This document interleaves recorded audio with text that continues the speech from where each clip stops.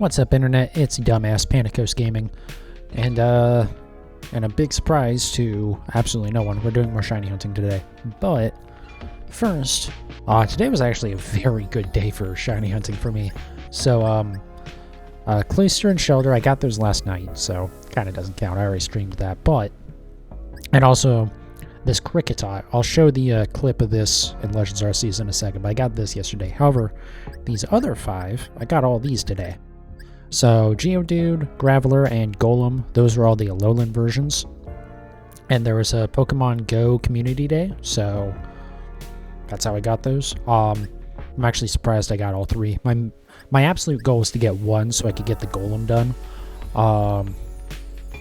And yeah, we got that, and I stuck around with it, and I got 2 more, so that's nice. Incense is still ruined in Pokemon Go. I kind of don't care about that game anymore, but I did get this out of it, so I'm pretty happy. This Ponyta, it's the guaranteed shiny from Legends Arceus. I started a new playthrough. That's the playthrough that I got this Cricketot in. This was just random, so that was very lucky. And then I got a Tangela. I was in a Legends Arceus on my main profile. What's up, Jed? Welcome back to the stream. But yeah, I got this on my main profile because I was looking at Unknown, because I did decide that I'm gonna get alphas for all the unknown forms. So I'm actually not as far away as I thought either. I'm more than halfway there. But anyways, while I was trying to do that, I found there was a Tangela outbreak, and then there was a random shiny in it. So go ahead and hit save here, and then I'll show the Cricketot and the Tangela. They're both like 15-second clips. Oh, not eShop. Whoops. Album. There we go.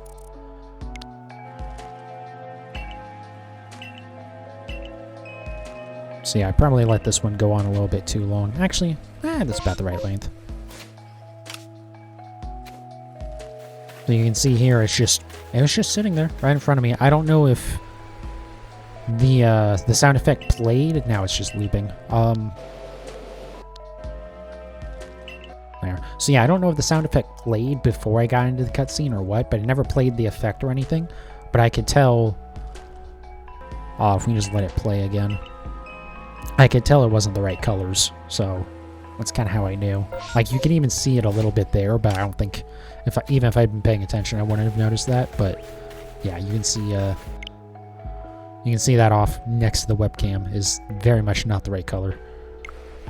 And then this one is the Tangela. So this is just coming out of the unknown ruins. It just got lucky. It was one of the first ones to spawn in. I wasn't gonna like actually check past that anyways, so worked out perfect. Anyways, let's get into Brilliant Diamond, because we got some breeding to do today.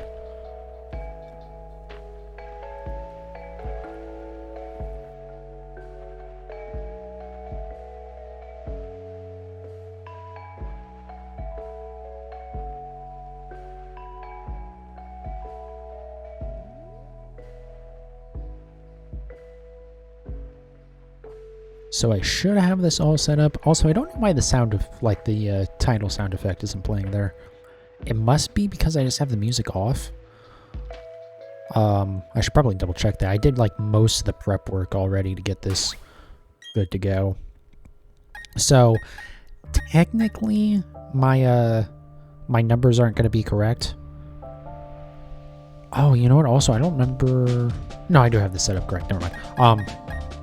But yeah, technically these are before I got the shiny charm, but it was with Masuda method.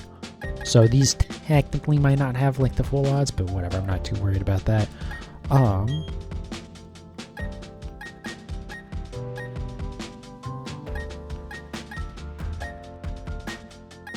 Okay, I do have background music off. That's fine. Alright, looks like he has another egg ready. Swell, cool. Oh, I'm on the wrong setting here. There we go. So yeah, this is basically how we're gonna do today. Is we're just gonna ride the back bike and forth. Yeah, I'm good at English, I swear. Okay, we'll just do that, hatch them all, pick up some new eggs. I also realized when I went to go get the shiny charm that I never actually got the oval charm. Which I forget what even... I think you just get that for beating the Elite Four and, what's her face? Cynthia?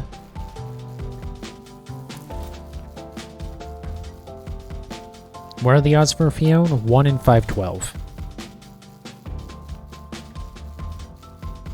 So, kind of like the sweet spot for reading. Although, man, is this going to take a while to hatch them. And there's no way to make this go faster, because it's not like with the in Sword and Shield where your bike has a boost. Like, you have the fast and the slow mode, but that's it. Boy, I really must have underestimated how long this was going to take. I didn't think it was going to take this long to hatch them.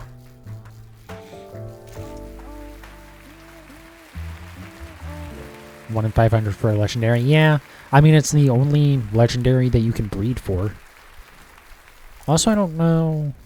I would assume it technically counts as a mythic, but that kind of doesn't mean anything.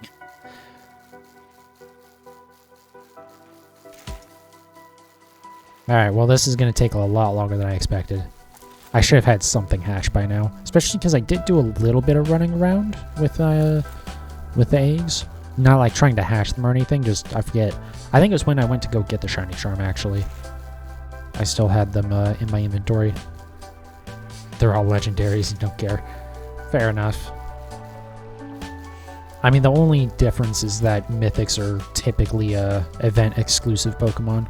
But even that's not necessarily true, because you have Celebi in the 3DS version of the Gen 2 games. Or specifically Crystal, actually. I don't think it's in the other two.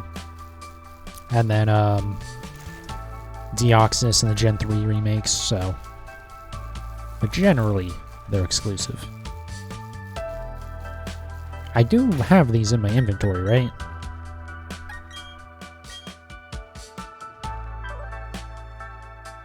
It doesn't seem close to... Oh my god. Did I see any of your shinies that I would want? Yes, quite a few, actually. I need to, like, figure out what else I want to trade you besides shinies, because I think you have, like, twice as many that I want that I would have replacements for. So, I mean, there is some stuff, because I know I do have some go back into it, mythics and stuff, like Meltan and Melmetal from Pokemon Go. Not shiny, but I do at least have them at all. And Melmetal's a bitch and a half to get. And then, like Zarude, stuff like that. Just the, just like other stuff that's kind of valuable, but not like, not shiny.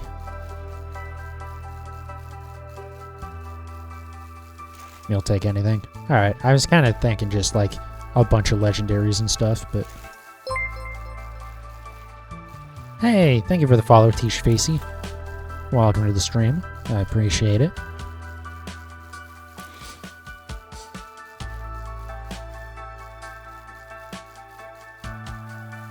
$750 eggs in with no shiny Shinx yet? Oh, that sucks. Yeah, I don't think I've had a egg hunt go that long. Certainly not since I started streaming. I think my worst was like low 600. Maybe low to mid, I'm not sure. Definitely wasn't out of the 600s though. Right now it's seeming like I'm gonna get a whole like 5 eggs hatched with this Phione. Because, oh my god. And this is with, I have, Heatran because it has, as its a hidden ability, Flame Body, which is supposed to help.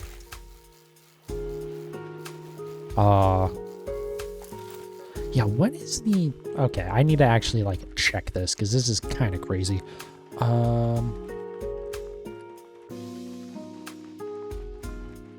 It, like, never takes this long to hatch shit. Granted, I'm used to Sword and Shield, which also is not too bad, but 10,000... Okay, what was Tyranitar?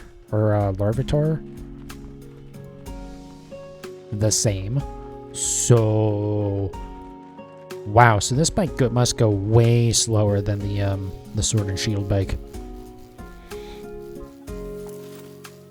Because by this point, I would have had all of them I know I would have had all of them hatched, because I did this with Larvitar once, and they have the same egg, like, step rate.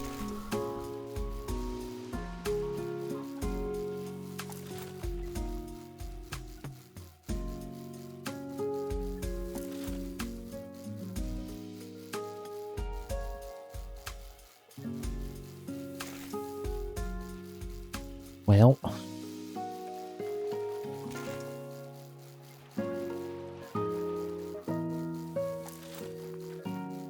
maybe I'll eventually hatch this. Any of them. I really did not expect this to take so long. I think,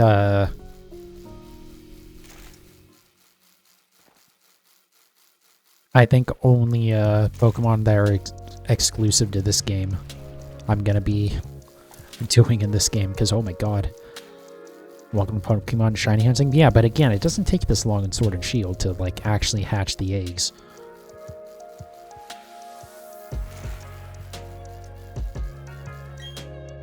Finally, there we go. Alright.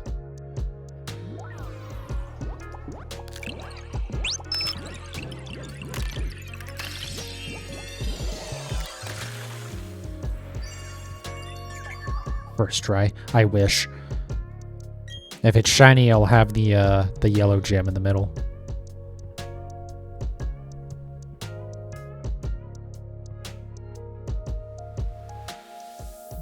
Oh, now we're getting multiple hatches at once. Nice.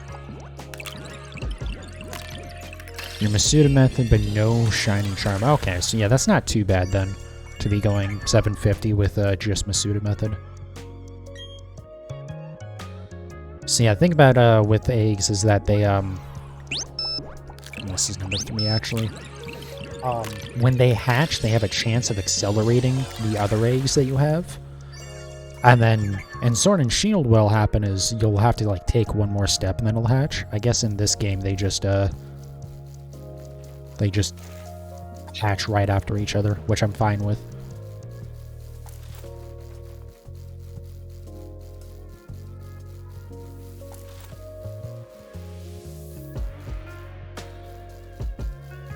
So get the last 3 to pop and then we'll be good. Or last 2 actually, not 3. I'm glad those hatched though, because I was actually getting worried that there was something I had to do different for Phione, even though I know there isn't. It was just a little concerning. But yeah, Tisha, 150 for Absol and 75 for Houndour is very good. Especially again without a shiny charm. Do you plan on getting the shiny charm at some point, or do you not care?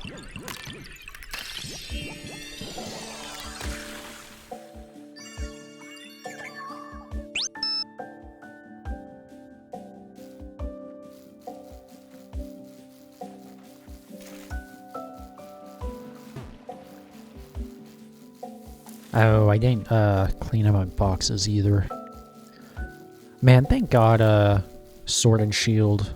I guess Let's Go Pikachu and Eevee actually introduced this, but letting you access your Pokemon boxes from wherever instead of having to go to a computer for it.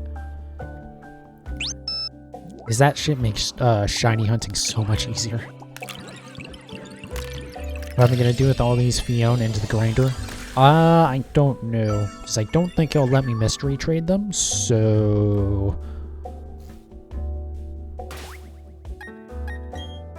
I don't know what I'm going to do with them yet.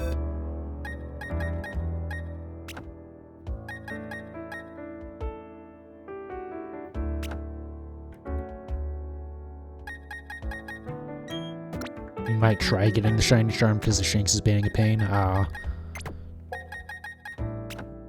Yeah, let me just clean this up a little bit, and then we'll move them into a box.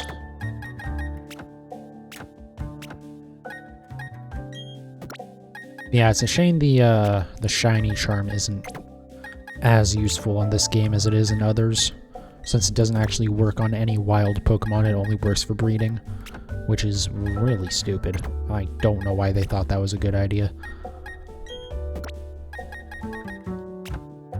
this totally legit Spinda. I'm still a little bit frustrated about that. Having to basically cheat that in because I couldn't transfer my legit one from home. Anyways.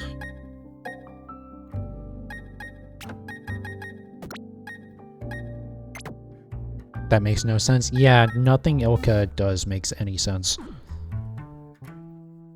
And as far as we can tell, that's how it's supposed to be. Which I... Also, even if it wasn't, I don't think this game's getting another patch. God, this bike is such a pain in the ass to use. Working as intended. The craziest thing is, so I'll actually pull up the item here.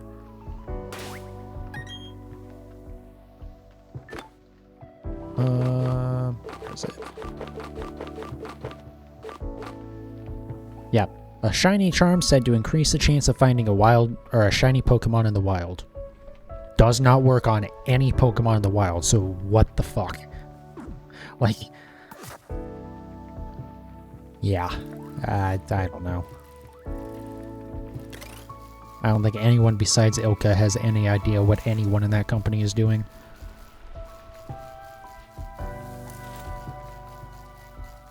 Tish, yes, you have to have pretty much the entire Pokedex. You don't have to have all the mythics, so like Deoxys or Celebi, stuff that's typically event only. You don't have to have those. But you do have to have like all the legendaries and all that shit.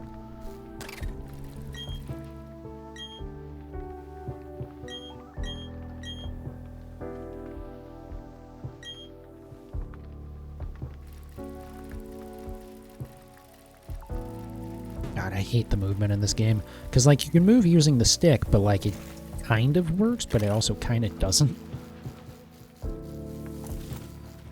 And also, when you use the stick, you, like, aren't stuck to the grid, but, like, it will also try to snap into, like, diagonal directions and stuff. It's, like...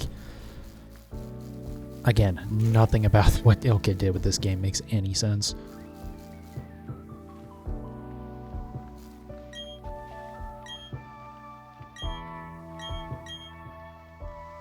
That should be number 3, right?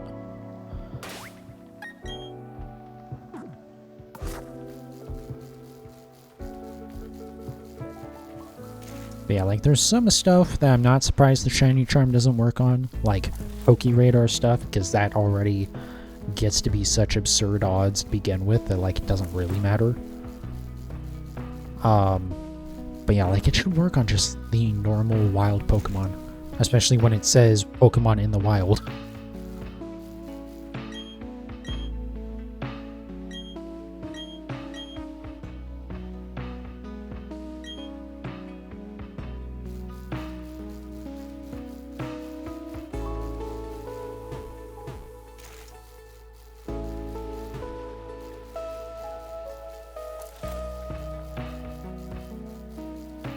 Maybe you should try to get games to take a break from hatching eggs for a while.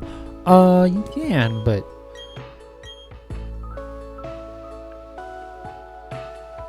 I don't know, like, Masuda method is already actually very good, because like you said, it's under 1 in 700, which is pretty nice. But yeah, I would definitely, like, try and make sure you, like, finish this game first, do what you can with it. Oh my god, you, like... I know it's because of the, like, being on the speed mode on the bike, but that's also stupid, and, like, I don't like the mechanic at all, because it's just dumb.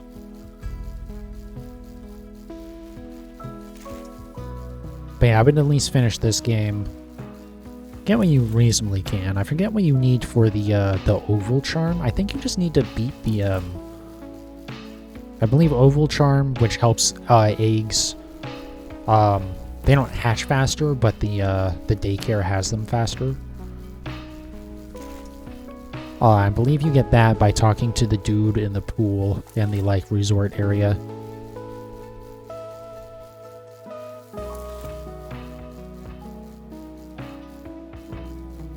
Like the one over by where one of the lakes is. But yeah, I would definitely make sure to get that. And then Shiny Charm, it's good, but... It depends on how much trouble you're gonna have getting like the rest of Pokemon. Like me, as soon as Pokemon Home updated, I was able to just copy over my national decks. Well, most of my national decks anyways. And so I was able to just get the Shiny Charm really easy like that. I don't know as much about like if I had to go and catch all those Pokemon again. It probably would take me a lot longer.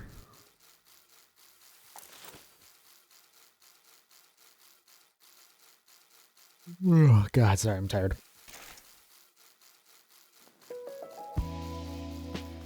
So I'm trying to get some caffeine into my system.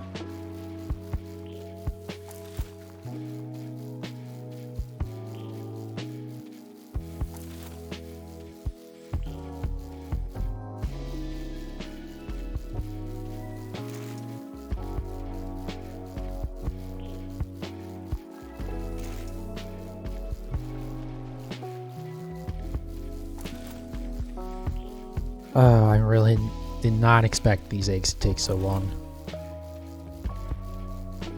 I don't know. This definitely takes longer than Larvitar did. But, hey, we're already 1% of the way there, so, well, hopefully. We'll see. I'm sure this will be the hunt that goes way over odds.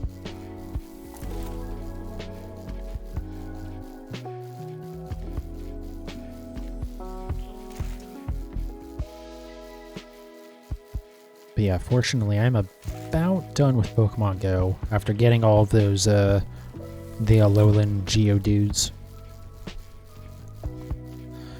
Because I'm almost done with my Suicune as well. I just need one more candy, and I can, purify it to get rid of the shadow crap, and then it can be transferred. And then I got, some Deerling that I need to evolve. I think I have all of the Deerling forms, all 4 of them. And then Sawsbuck, I have 1. And unfortunately, one of them I, like, don't know what I need to do for it. Or not, I don't know what I need to do, but I only have 2 more Deerling in Pokemon Go right now, so whichever one of the Sawsbuck that I'm missing, I'm just gonna be missing for a while. Hopefully that's in the Gen 9 games. I want to say Deerling and Sawsbuck haven't been in a game since then, since Gen 5, which is kind of disappointing, kind of not surprising though, because the whole like season mechanic was abandoned after Gen 5, which was probably for the best, because see, like I get that it was kind of a neat idea, but also like what a pointless thing to add.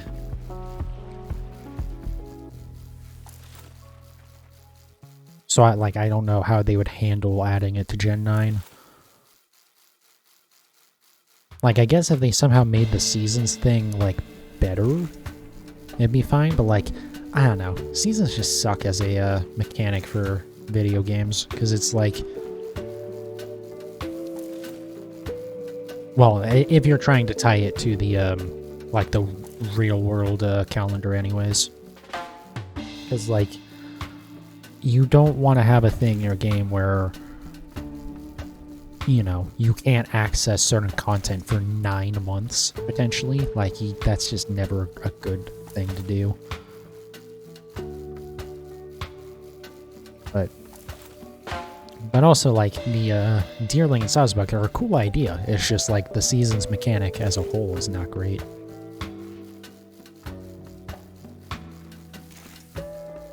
You just need to find Pokemon that you're missing. How many are you missing for your national dex? You do need to, by the way, have the, not just the Sinnoh dex, but, like, every Pokemon for Gen 1, 2, 3, and 4. Again, not including some Mythics.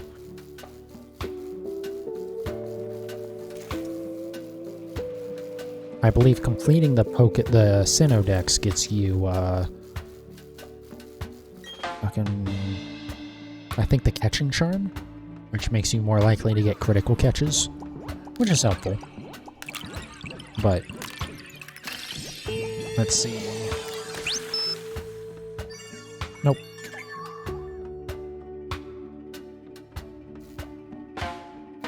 Yeah, I really need to figure something out with the text with OBS to, like, make it center properly. Because I don't want to have to be moving it all the time. I don't remember what I did with, before to, like, make sure it wasn't an issue. Because before it was always, like, I don't know. It, like, didn't act the way it does now.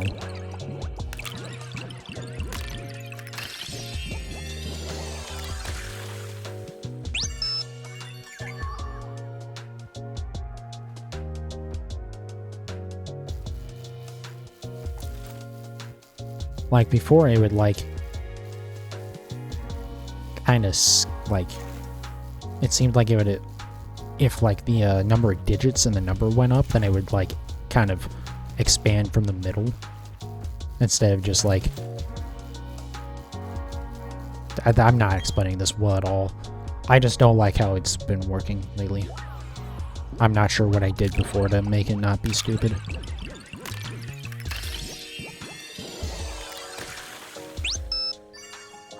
I can actually try and pull it up real quick. Let me see. I don't want to switch scenes, though, is the thing.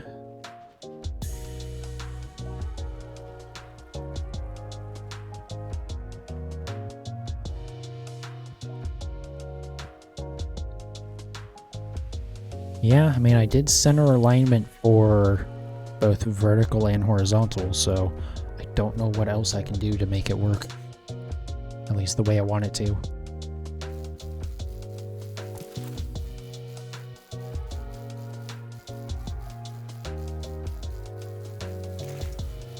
But it's fine for the moment. I also want to see how it's going to look when I have when I've broken into the double digits for the count.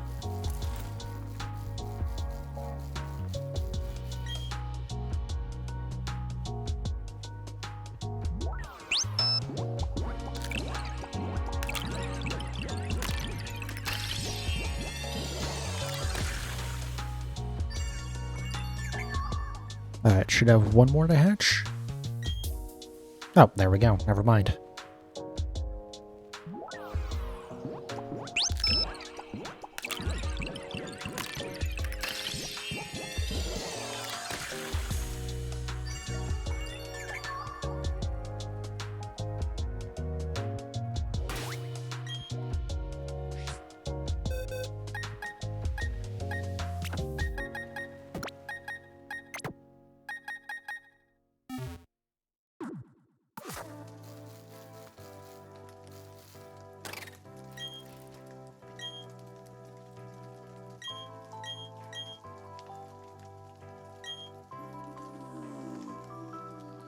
Alright, hold on.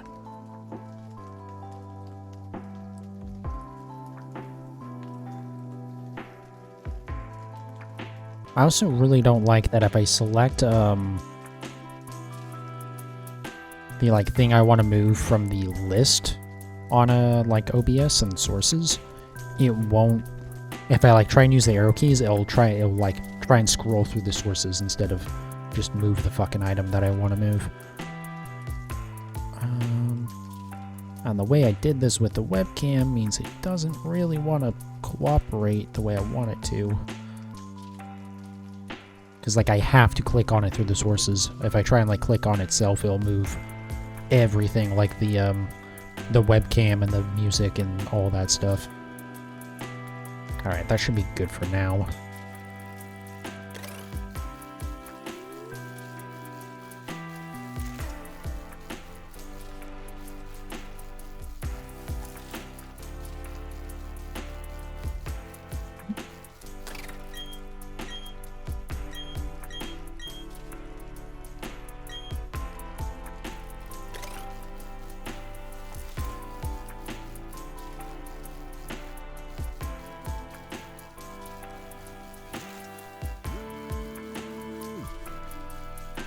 I didn't even look to see if the old man was ready yet. Oh well.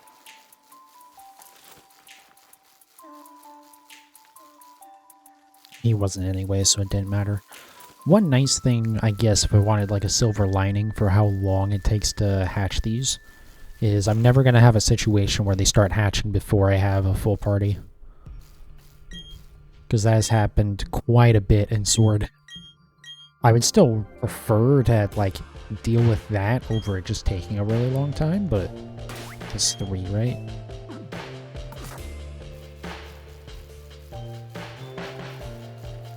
But at least it's something that I don't have to worry about.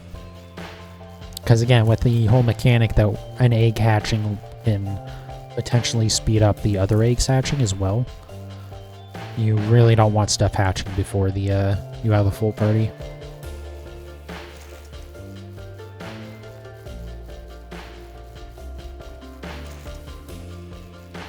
Once again, didn't even look at the old man. I don't think I looked at him on the last couple of trips.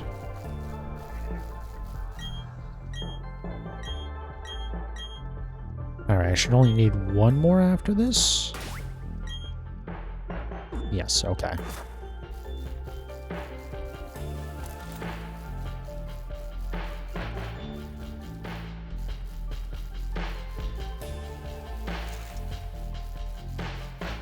Oh, I think he's ready.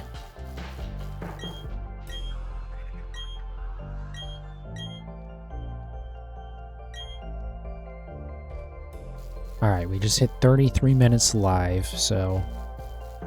Can we fucking just get into the center spot? God damn.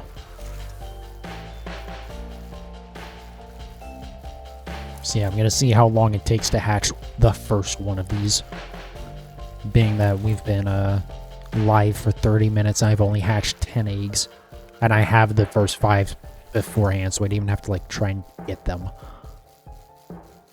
But we did spend a little bit of time at the beginning of the stream looking at other stuff, but I mean, still. It wasn't very long that we did that for.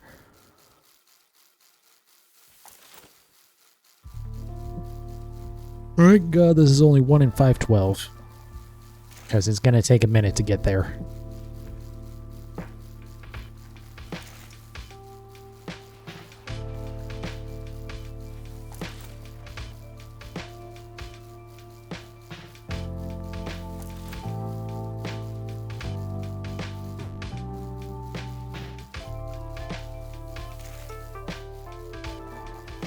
You're leveling up your starter Pokemon from Pokemon Home. I assume you mean the ones for transferring over the Pokemon from BDSP. The, was it the Piplup, the Chimchar, and the Turtwig with hidden abilities, I believe?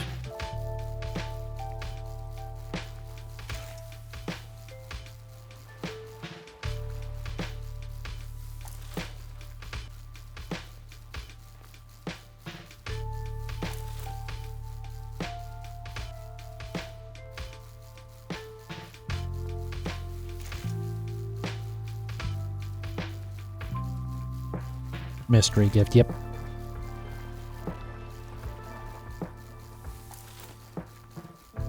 Yeah, I don't know. I, like, kind of wish it had been something else.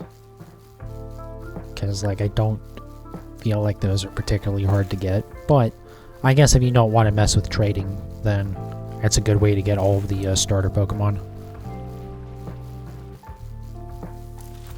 I have no idea why they're in Japan, or Japanese, do you mean? I actually didn't even look at them. I think it's just a thing they do sometimes, but I don't remember them being in Japanese. But again, I didn't look at them very hard because I didn't really have a need for them yet. I'll have to try to remember to do that.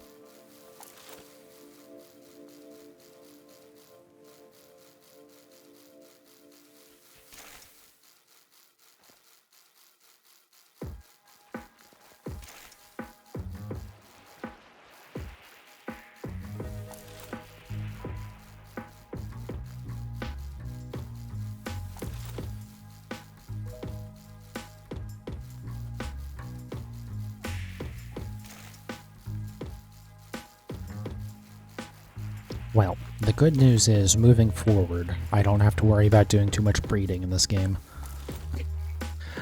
I think I might just have to start focusing on Shaman and Arceus and Darkrai. I think those will all be off stream as well. Just because 1 in 4,000 odds on a legendary does not seem very fun for me. Especially with Arceus and Darkrai. Shaman isn't too bad because you can just run away. But Arceus and Darkrai you have to reset, and boy does resetting in BDSP take way too long.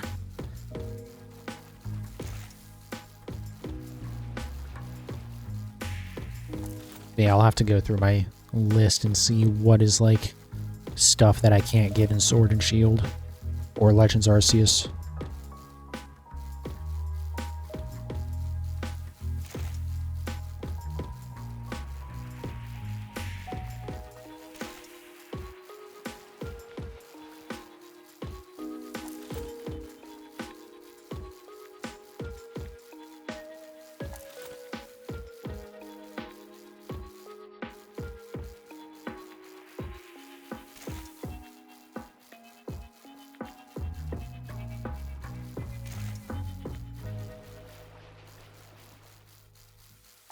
Alright, well, we're about to be at 5 minutes before even the first egg hatches, so yeah, this is a lot.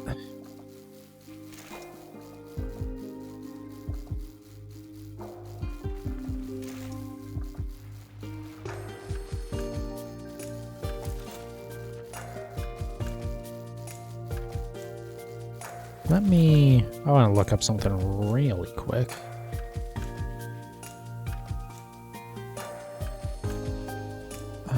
Porygon. What is the step rate for Porygon? Well, it's about twice as fast. Okay. But I can breed that in Sword and Shield as well, so I'm not going to do that in this game. I was just thinking, like, because I do want to breed Porygon at some point. I want to breed at least 2 of them, just so I can evolve them in Legends Arceus. Shiny Porygon, that is.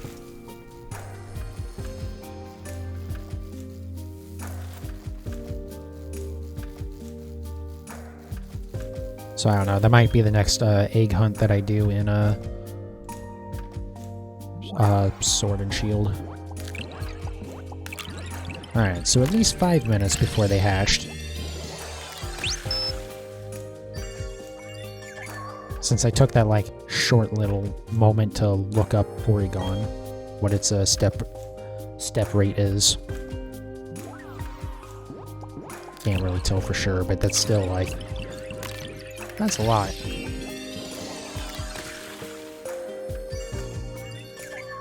That shiny Venusaur I have, caught your eye? I mean, pretty much everything that I have that you can't get in Legends Arceus, you can have. Because, like I said, you have a lot more duplicate shinies than I have. Or you have a lot more duplicate shinies that I need than I have duplicate shinies that you need. So you can have all that stuff and then some more.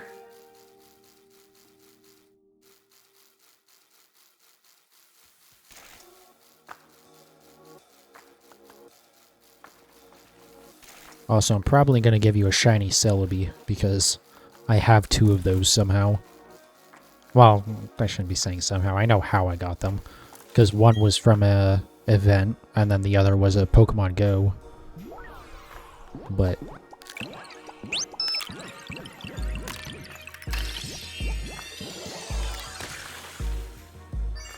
yeah, that Celebi is like the only other duplicate shiny that I have that isn't in those boxes.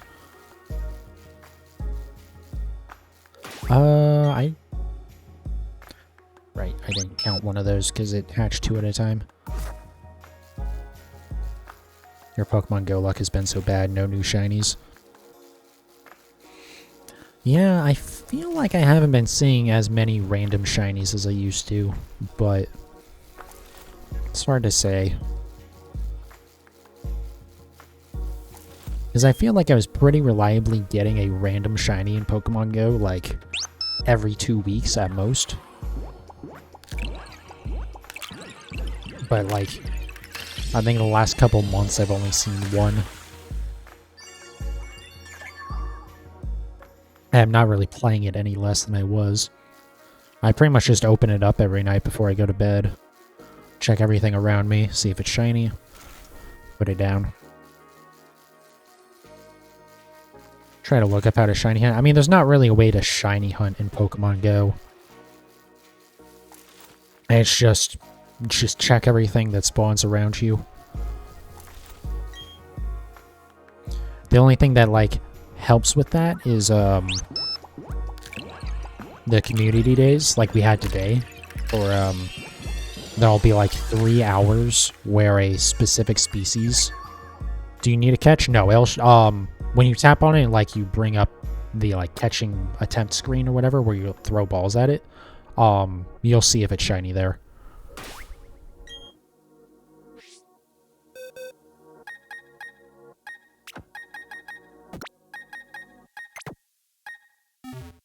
But yeah, the community days will have, like, crazy boosted odds. That's how I got a 3 shiny Alolan Geodude today.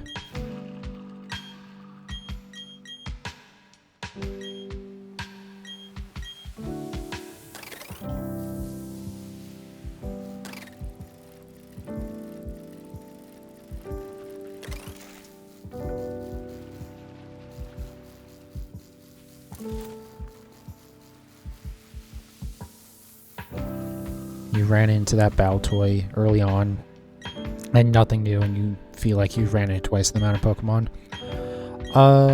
Yeah, I forget what it is. I think it's about 1 in 500. But you do have to remember, not every Pokemon currently has a shiny in Pokemon Go. So especially when it's like, there's a lot of new stuff that just got added with, the Alola update. So, like, a lot of that stuff doesn't necessarily have shinies yet.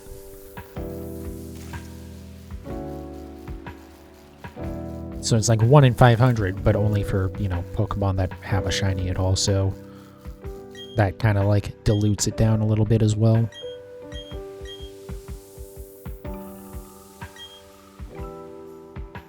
Yeah, there's really not a way outside of, like, the event days to, improve your odds.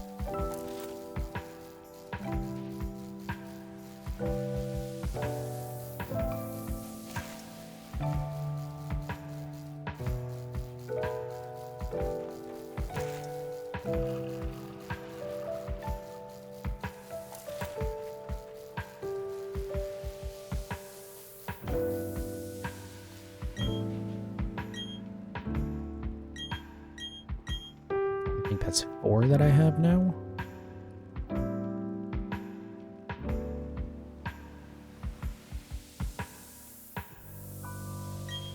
You've run into a lot of Wailmer. Yeah, there's been a event for the last few days, I believe, for, I forget exactly why, but it was for a water-type Pokemon, and Wailmer was one of the ones that's been spawning a lot. I've been happy about that, because I've gotten fairly close to having a Wailord, because that one is one of the weird Pokemon where it takes 400 candies to evolve it, which is just, like, insane. I don't know why, like, Wailmer and Altaria and stuff like that, like, require such a crazy amount.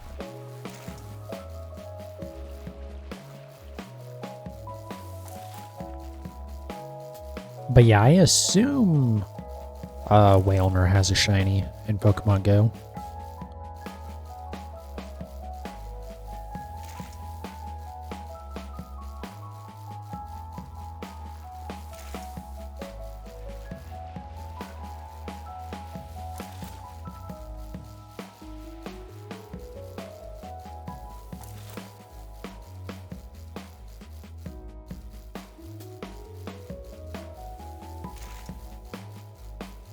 But yeah, I think after I get my my Deerling / Saws book out, and like Suicune and stuff, I think I might just stop opening Pokemon Go. Just because they keep making more stupid changes to that too. Like they just announced, and actually I think they just put through this change that you can't get or I think later they're changing it so you can't get remote raid passes from the like weekly, basically free bundle, the one that's like 1 coin. You won't, the remote raid passes won't be in that anymore, and they increase the price on them. Which is just like, fuck off. Like, I don't know why they are so hellbent to undo every good idea they had because of the pandemic. Like, everything they did with the pandemic, pretty much, in terms of, like, you know, remote raid passes and increasing the distance that you can be from Pokestops and stuff like that. Like, everyone universally went, holy shit, this is how this game should be. And then they said, screw that for some reason.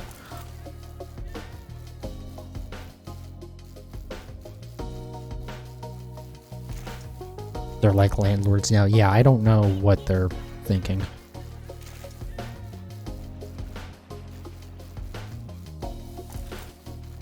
Especially because one of the changes, when they tried to reduce the distance for Pokestops, they tried to do that a year ago. And everyone universally told them to fuck off because there's still a pandemic going on.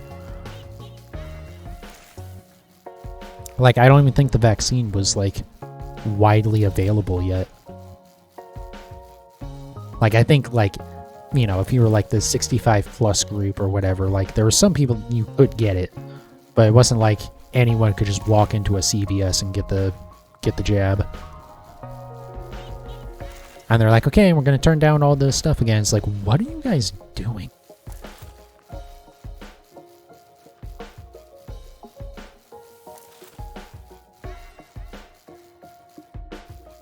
So yeah, I don't know.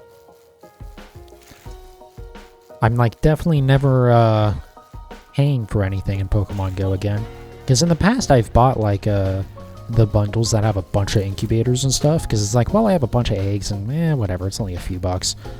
And you know, I'm playing the game enough, right? But then with all the stuff they've been doing, it's like, okay, well, that's enough of you getting money from me. Now I just need to decide if it's worth it for me to just uninstall this game or if I should just keep opening it up, you know, for 5 minutes a night just to check for shinies.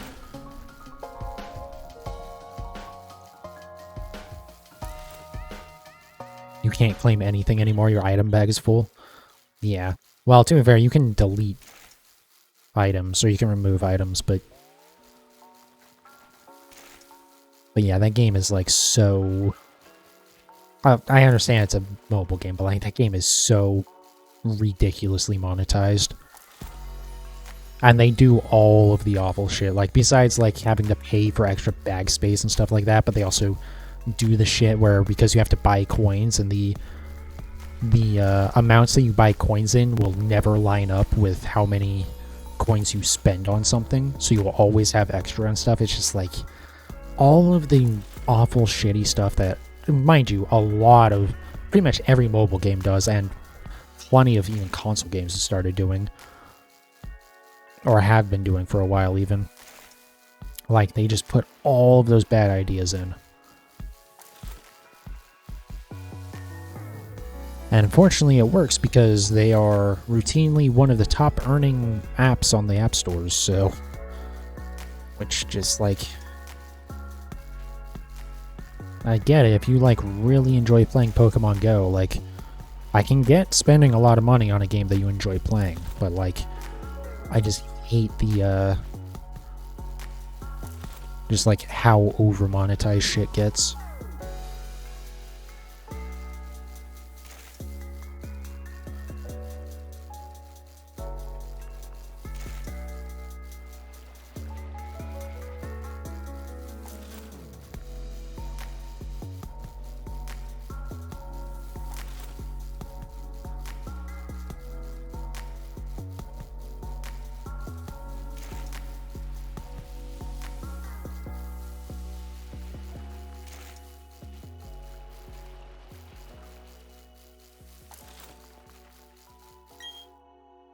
There we go.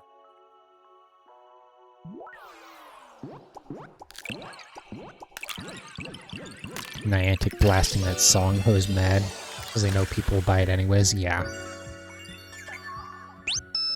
Yeah, unfortunately it's a thing where it's like aggressively monetized and also it's Pokemon, so like they know there's nothing you can do about it. It really just sucks.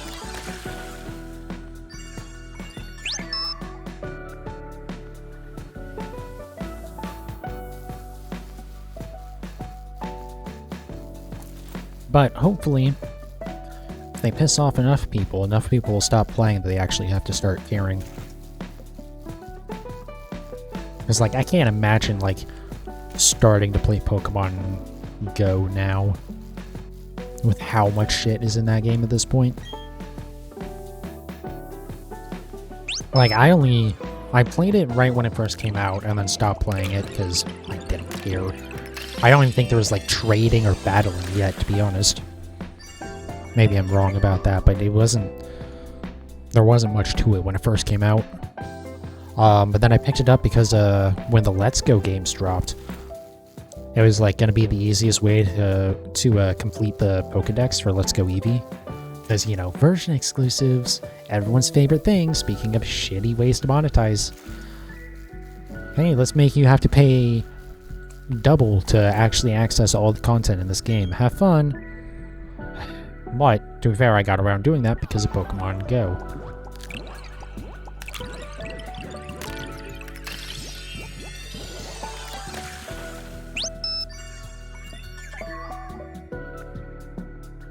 Oh, but yeah, that's when I got back into it. And that's, also is the thing that, Meltan and Melmetal, the only way to get those. I think there was, like, a special research or whatever that came out at the same time, but, like, the easiest way to get those was to, have Let's Go and transfer Pokemon over to Let's Go, and then you would, like, be able to open the, mysterious box or whatever and get a, it basically acted like an incense for Meltan. I'm so happy I got both those shinies when, I think they've done it since then, but whenever they did that event for it, I don't even know if I, like, was paying attention when I did it, but, or it just happened to be, like, I was doing my, just, like, opened the box while, that event was going on. But yeah, I got 2 shiny Meltan. I was like, oh, okay. Well, thank God for that. And now I'm especially happy about that, because, like, trying to get that now is... Honestly, I think right now you couldn't even do it. Because I think it's only... The shiny's only available at certain times. Or, like, only during certain events.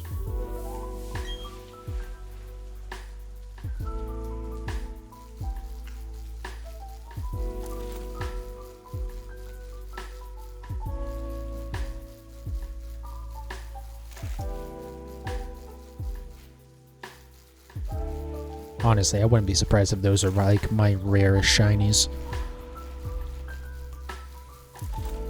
Other than... I'm trying to think if there's anything I have that, like... I guess maybe the Galarian forms of the, bird trio. Articuno, Zapdos, and Moltres. But honestly, even that I'm not sure. 2. I thought I was at least 3. Oh my god.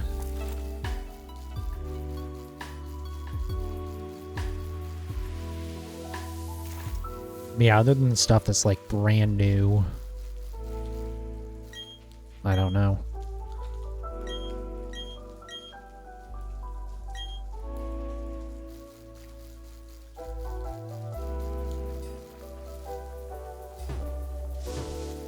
When I go down the fucking ramp, god damn.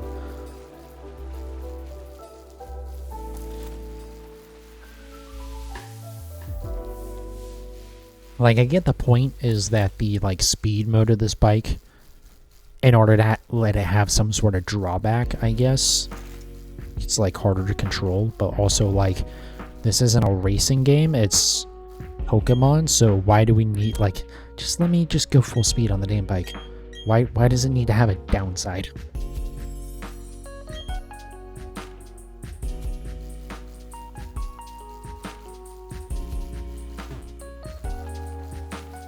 Oh my god. I cannot stand this shit. How many more do I need? At least one more? God damn it.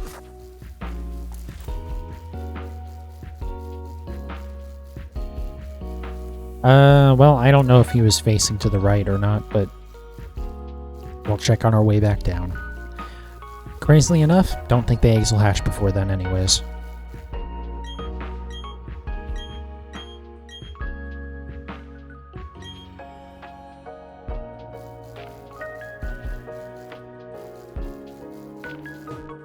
My god, just fucking go in a straight fucking line. Like, if you try and use the D-pad, there's no way to control it very well. It'll just like dash way past where you want to go. And if you try and use the fucking analog stick, it's just impossible to fucking go in a straight line. And if I don't use the speed mode, this will take like 3 times as long. So there's just no winning with this shit.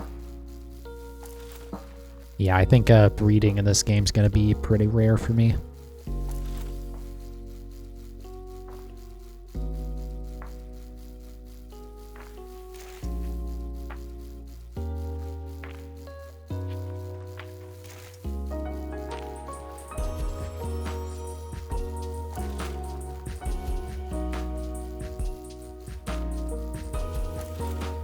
So yeah, I think I'll get up to like 50 eggs, then I'll switch over to Registeel for a little bit. Because getting to 50 eggs is going to take me like another 2 hours. It's taken me almost an hour just to get to 20.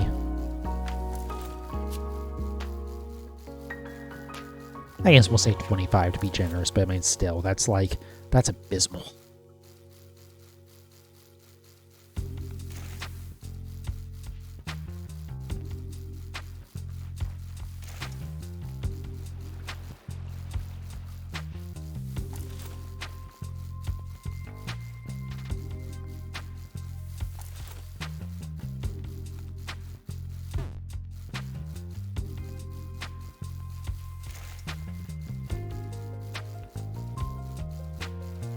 The only nice thing is, because it is a straight line, at least you, once you get into the correct line, you just press up or down, it doesn't really matter.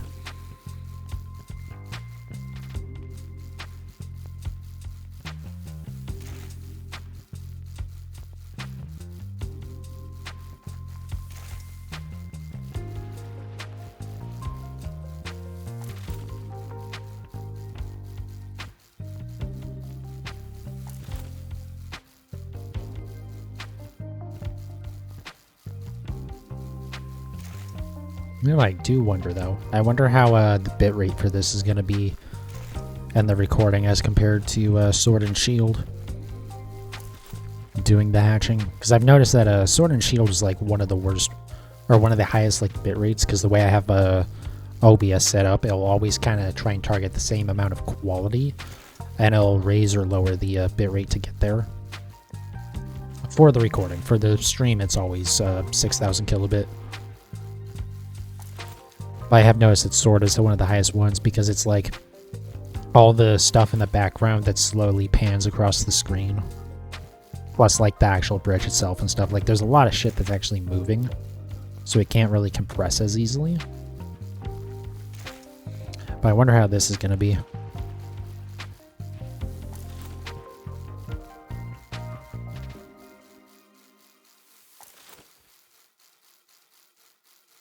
I'm gonna actually have to go and clean out some of my my recording files too. Oh, also I forgot to, damn it, that's what I forgot to do today. I was gonna set my OBS to save the recording to a different hard drive, or to an SSD actually. Because the issue is when I re-encode the video into a different file format. Because basically I save as an FLV file, because FLV, if like I have a computer crash or something, you don't really lose much. Whereas an MP4, if your computer crashes while that's recording, that recording's gone. You can't get it back. I mean, there might be some ways, but for the most part, you really generally can't. But with an FLV, you just lose like the last few seconds. But the problem is, editing programs usually don't like FLV, so I have to convert it over to MP4 to do that. To like edit stuff.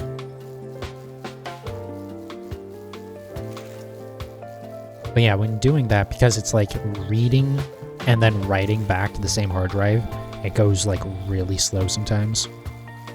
So hopefully if I can set it to save the original recording to an SSD, and then when I re-encode, I can re-encode it onto like my actual video storage drive, my 8TB,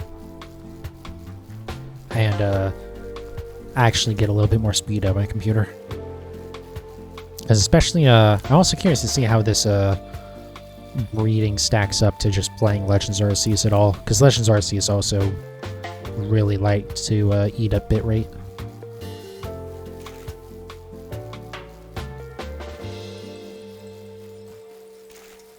But yeah, re-encoding those was always fun. To be fair, I say slow, but it's like 5 minutes at worst. It doesn't really take that long, but it's also a thing where it's like, I really wish I could just knock it out in like 5 seconds. Just end the stream. Alright, cool. Re-encode. Boom. Done. And then start uploading to YouTube. Uploading to YouTube always takes a while too, because it's usually like a 10+ gigabyte file. Alright.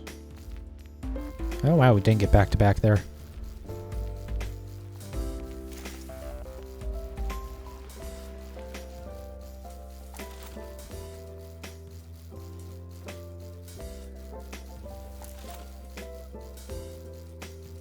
Something I should probably do,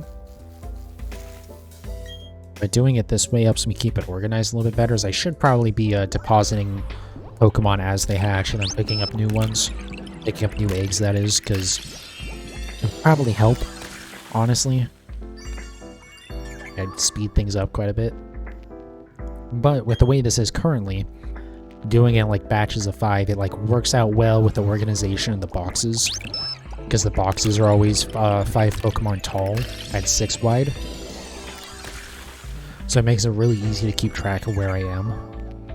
Because, as I've shown multiple times, I very quickly screw up and will not count something, or I'll double count something, and this way I can like try to make sure the numbers are more accurate. Oh, I want to check actually real quick.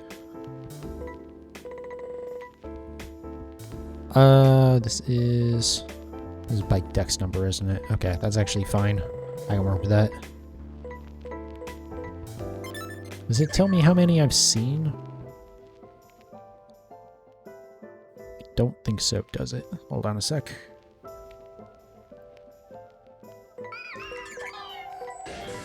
It does not say how many I've seen. Okay, that's fine.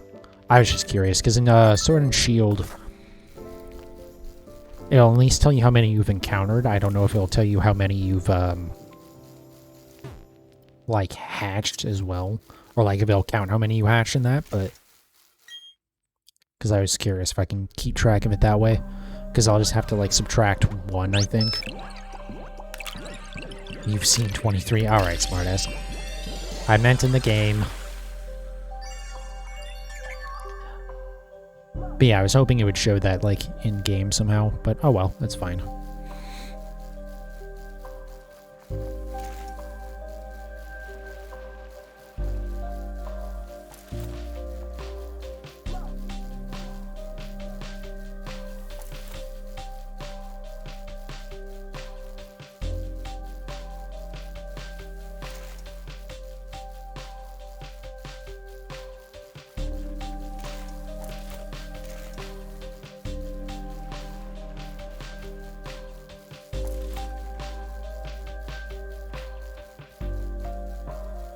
I do still have 1 more, right?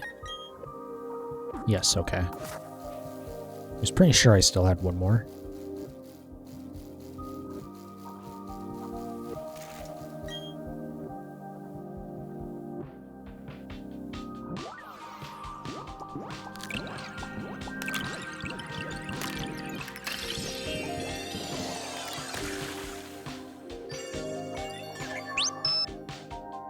Alright, move these over.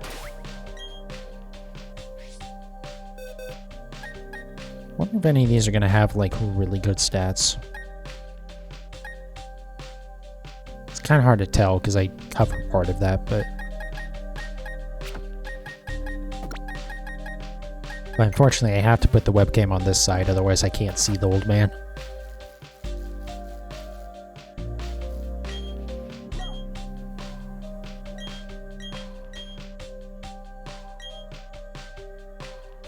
Alright.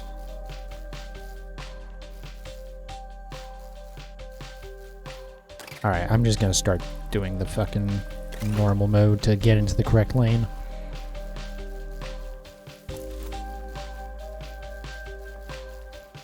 But yeah, I definitely prefer the Sword and Shield bike over this.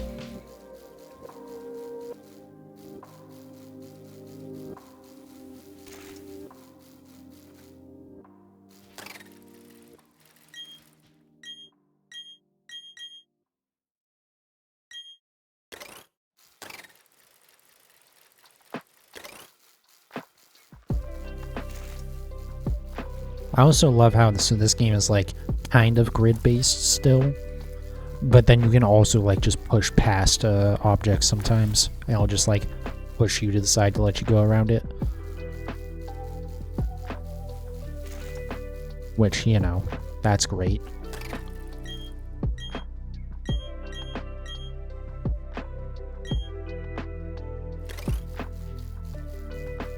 Okay, I don't know how I like somehow got back into the correct lane there. I really shouldn't have hit the speed mode button again.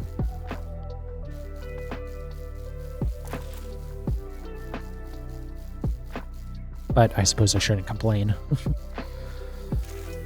It does make my life a lot easier.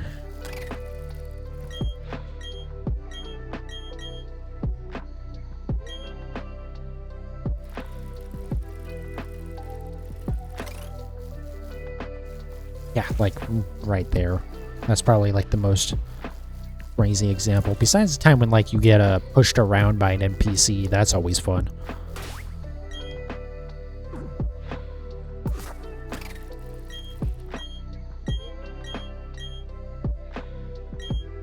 Alright, now that we're getting into more of a rhythm, it isn't as bad. Or maybe I'm just getting used to how long breeding takes again. I don't know.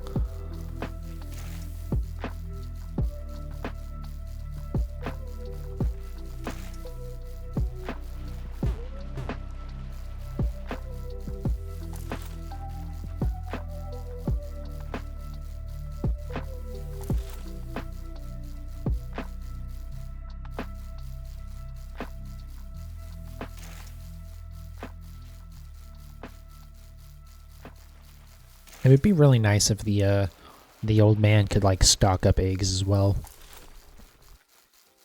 Like if he can have up to 5 on him at once. So that way just like you hatch 5, immediately go over and grab another 5.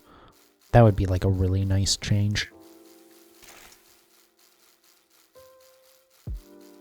But I guess it could be a little bit annoying if like you're trying to finish up breeding and then you go over and you get 5 more eggs after, like, say when I get the shiny and then I go over to like, you know, just clean out my boxes. It's like, oh, by the way, here you go. Here's a bunch more.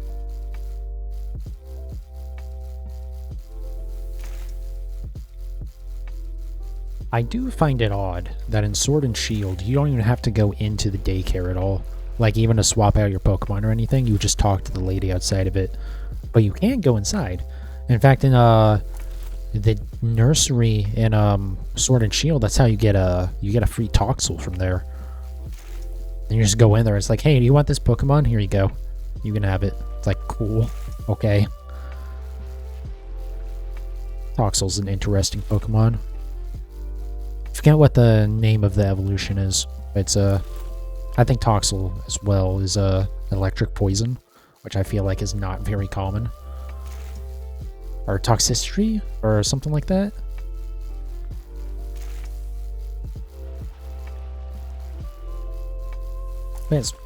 It's neat. It looks kind of cool. Bipedal, which is a little annoying, but what can you do? But at least it like doesn't look completely like, not like in Cineroar or Cinderace, where it just looks like someone wearing a fursuit.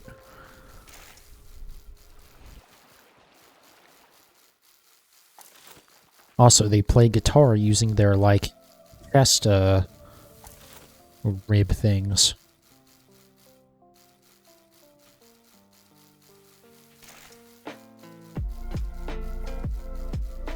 It is really a shame though that like toxicity is, or however you're supposed to say it, it's like a great example of a Pokemon that was cool, but then they kind of half-assed it, because like the G-Max form, or like Flapple and Appleton, that's like an even better example where their Gigantamax form is exactly the same. And it's like, why? What? Why would you do that? Like, that is so lazy and just phoning it in. Like, at least with the Toxel evolution, it's like the G-Max form kind of pulls from both of them. Because it has like, because there's two separate forms. There's like a blue secondary color and a yellow secondary color for it.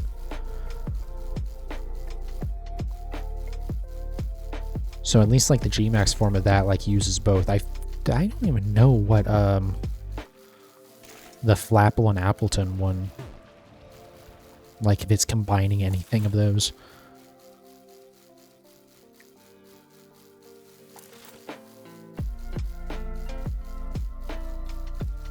I do actually really like Flapple though. G-Max form notwithstanding. It's like, it's a cool idea. It's an apple Pokemon that turns into a dragon.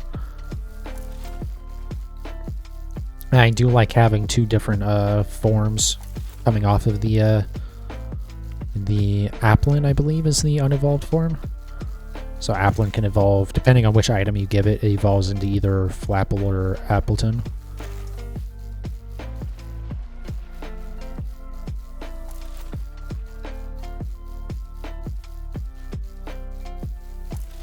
It does suck that, you know, it's a version exclusive type thing, so one game gets one item, the other game gets the other, but there's really not much you can do to... No amount of bitching is going to get Game Freak to ever change that. They make way too much money from selling two copies of the exact same game. In fact, in this game's case, they are literally identical. The ROMs for these, for Brilliant Diamond and Shining Pearl are exactly the same. And the only difference is that there's a single flag in the data files that indicates whether it's Brilliant Diamond or Shining Pearl, and that's it. Which, I mean, a lot of the stuff has to be shared between the games anyways, because, like, even if you're going to have version-exclusive Pokemon, you can't, like, not have them in the files, because then you can't, you know, the different versions can battle with each other. But also, like, it's just weird that it's literally the same exact game. Like, even down to the install information and all of that. There's just, like, one little binary flag that changes.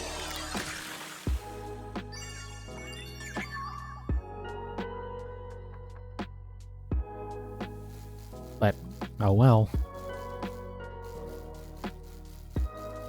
Hopefully moving forward with game... Well, actually, I might have to do it for Gen 9. I was going to say, hopefully moving forward, they worked very hard. Yeah. Yeah, especially on this game. Oh boy, the level of quality of this game. Can't even blame Game Freak for that one, though. That's entirely on Ilka.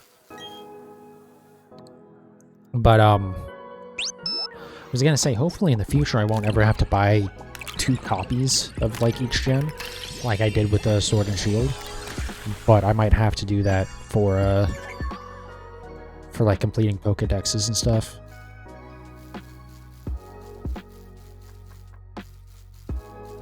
Honestly, what I probably should do, actually, I just thought of this and it would be a good idea, is buy one physical, buy the other digital, and then once I beat the physical copy, just return that. Or not return it, but like, trade it back in. Obviously, I'm not going to get the full value back, but, I mean, only paying $30 for one of the copies instead of the full 60. Maybe no, I can't do that, because they do DLC again. Because there were version exclusives in the DLC as well. Because, yay, that was fun. I don't know. We'll just have to see what happens. Because I mean, in theory, you can always trade for that stuff too, but like, I just hate dealing with trading. Like, if I can do it through, like, the GTS or just, like, in-game, that's fine. But as soon as, like, I have to, like, actively seek out people to trade with, I'm good. Because that's just a lot of running around and trying to organize shit that I don't feel like doing. If the trades come to me, I'm fine with it, but I'm not gonna actually seek that shit out. I would actually rather just spend $60 on another copy of the game than deal with that.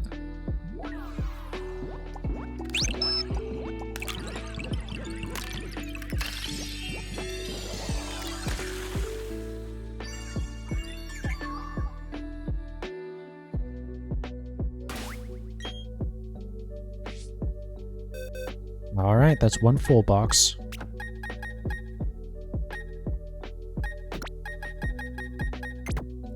To be fair, they should all have pretty... Oh, you know what I never did? I just realized. Oh, I need to look up how to get that. I forgot to put a Destiny knot on my, my Ditto.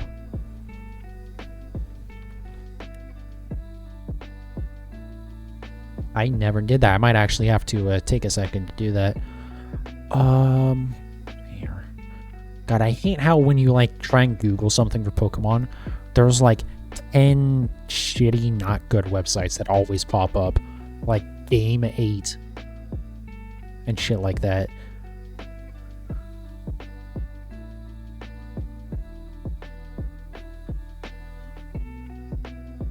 Let me just see. Route 224. Can I just... oh, it's possible to get it as a pickup item. Interesting. I wonder, maybe I do have one already. Hold on.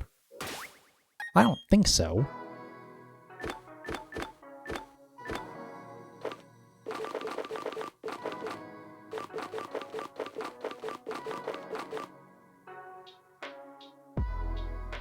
When you try to look up a shiny and there's like fan-made shinies in there as well, yeah, that doesn't help. To be fair, if I'm just looking up what the shiny is, I'll just, I'll type in Cerebi and then the name of the Pokemon and just do that.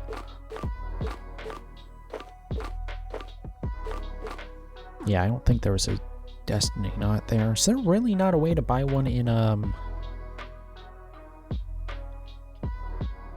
would have thought there would be a way to buy one over in the... one area.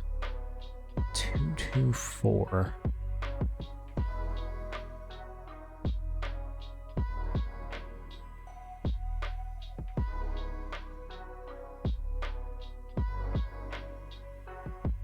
I'm trying to, like, find where it is to the north of the route. Let me... Hold on a second. Let me try going over here real quick. Let me see if I can buy one from the Battle Tower area. I feel like that's an item that would be over there.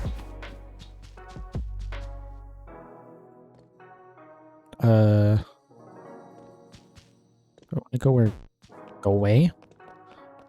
Yeah, which side I want to go on. No, so that actually goes like out of the area. Try to not start a battle with Barry. I don't know if that's just where he hangs out from now on or what, but I'm trying to, like, not get involved into any battles right now.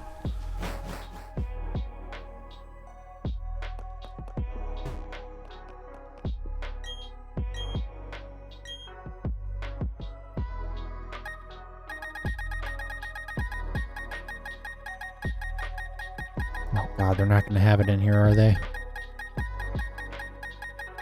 Nope, it's going to be a bunch of mints. Oh, I'm going to have to actually go do that. Alright, well...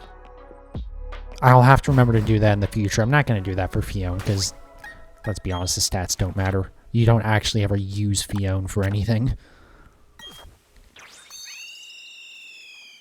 But if I breed anything else in the future, I do want to have a Destiny knot. Just so that way I can get better stats out of it.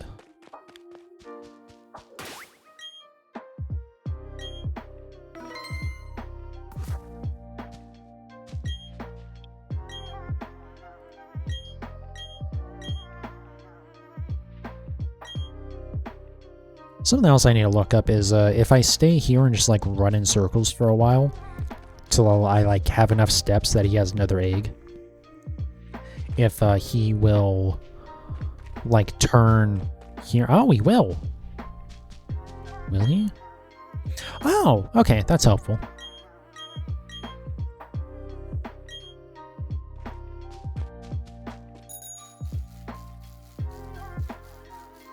Oh, actually, yeah, we can kind of tell. So once he turns like all the way to the right, I just have to remember to, when I grab eggs, to turn a little bit. Or make sure he turns a little bit. This will help speed it up a little bit.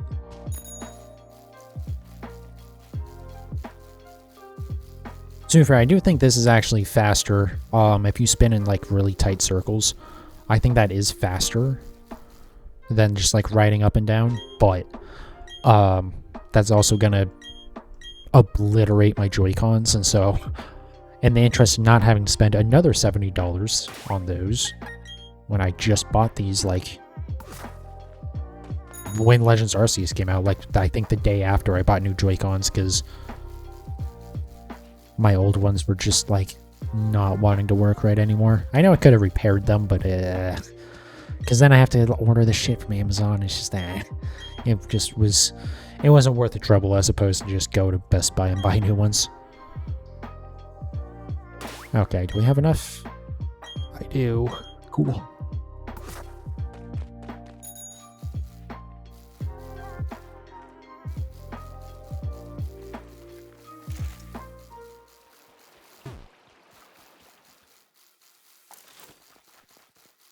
Yep, this is going to be a long hunt for this. Just on the basis of how long it takes to hatch the eggs. But I guess I do have 6 months? Yeah, probably right around 6 months until Scarlet and Violet come out, so I suppose we got some time to kill.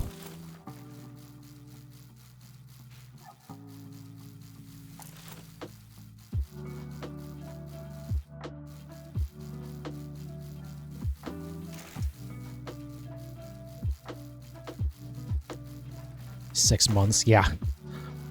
Yep, new games come out in, I don't know if they confirmed November or just like holiday 2022, but we know they're coming out this year.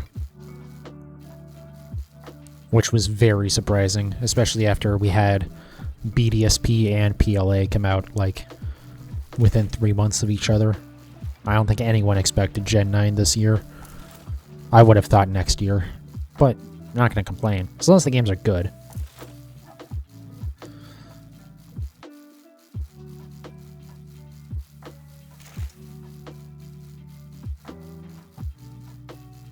But what we have seen so far, which isn't, I don't think we've seen very much gameplay at all, but it does, makes me a little bit hopeful. It seems like they might have learned a little bit from Sword and Shield and the DLC, and especially, Legends Arceus.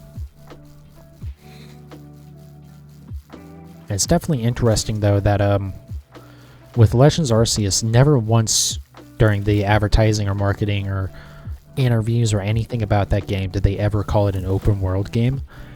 And then Scarlet and Violet were right up front in like the first sentence, open world experience or open world game or something like that. It's like, okay, well,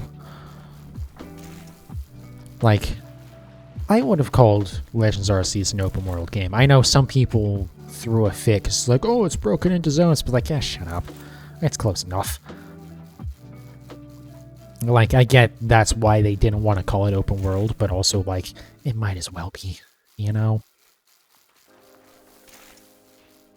So it's going to be interesting to see if there's just, like, no zones whatsoever in that game, other than, like, if you enter a building or something, maybe? I wonder if we'll see more about it in June. When everyone does their, what would have been E3 presentations. Or their equivalent to it anyways.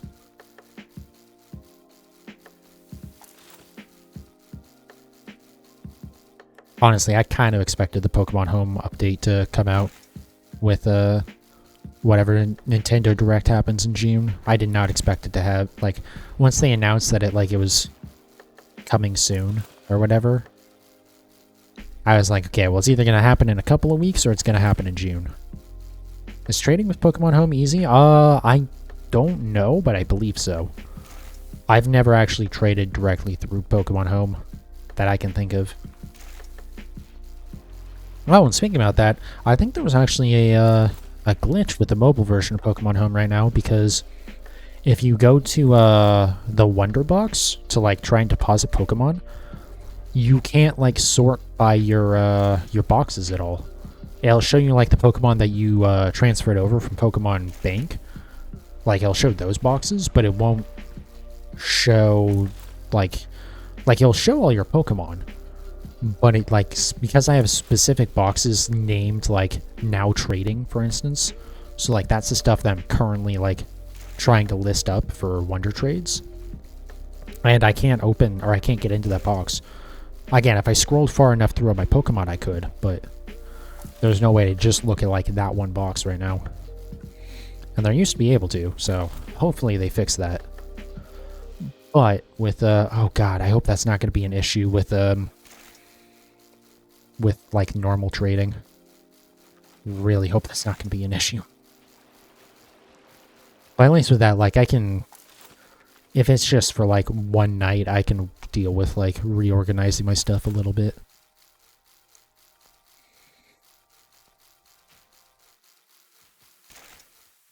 Is the music not going? No, I can hear it. Okay. I think that song just had a ridiculous outro. You have so many boxes to sort through yourself. Don't worry, I'm sure at some point you'll have a national dex, and then that'll take up the first whole page of boxes.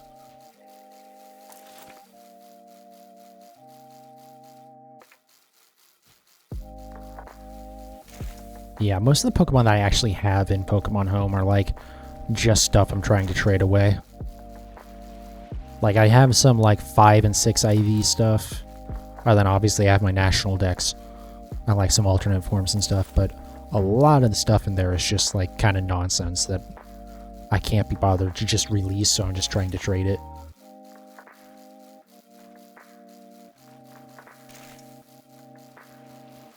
Definitely don't only have a foreign Ditto, Baltoy, and Melmetal.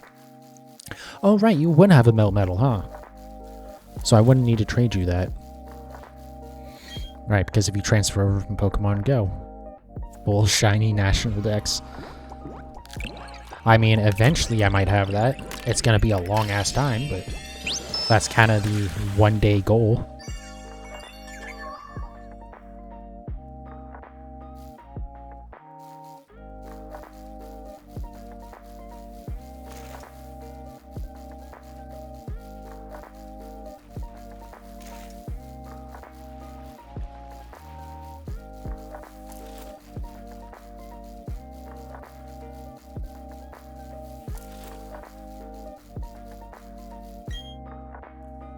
The level 101, yeah.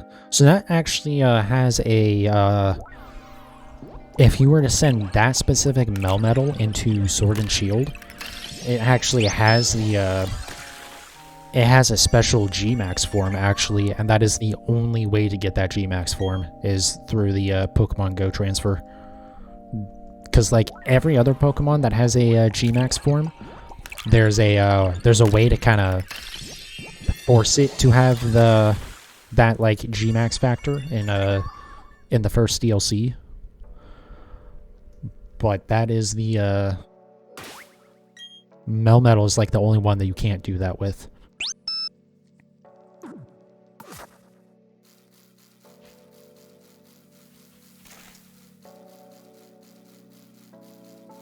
Also, fun story, that any Melmetal actually, pretty much, but that one specifically is super busted good. Like, that thing does so much damage. Like double Iron Bash or whatever. Just hits so freaking hard. But I guess they already knew that because it was going to be a mythic, it wouldn't be legal for use in a competitive. So I guess they just, like, didn't care and just went full send with it. Which is fine. It's cool that it, like, is so awesome, but also kind of silly. Wait, it's a legendary? Yeah, it's a legendary. Or mythic. But yeah, the only way to get Melmetal at all is you need to catch enough Meltan in Pokemon Go to evolve one into Melmetal, which it takes 400 candies, so it takes a little bit to do that. Or you get the special one for transferring. And if you, like, transfer over a Meltan, for instance, into Let's Go Pikachu and Eevee, or even Sword and Shield, there's no way to evolve it. You have to evolve in a Pokemon Go, which is really stupid, but oh well.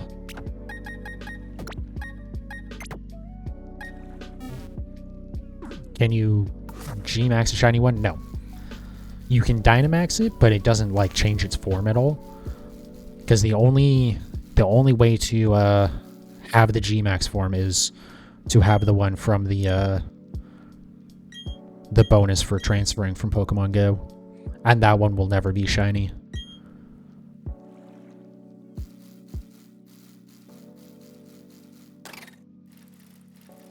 Oh, I can just do this right here.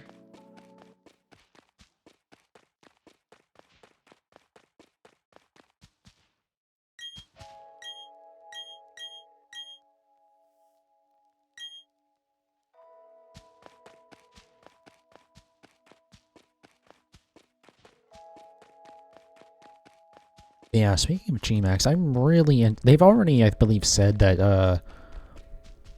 Dynamaxing and G-Max and stuff is like a kind of one-off mechanic, which I hate the Game Freak does that, but at least this time they kind of said very early on. Especially because it's, like, tied to being in Galar, but I really hope they bring back Megas. Even as someone who doesn't really care that much about Megas, but, like, usually the form's pretty cool. And hopefully they bring that back and they tie in the G-Max forms into, like, the Mega mechanic. I have no idea if they will, but I really hope they do.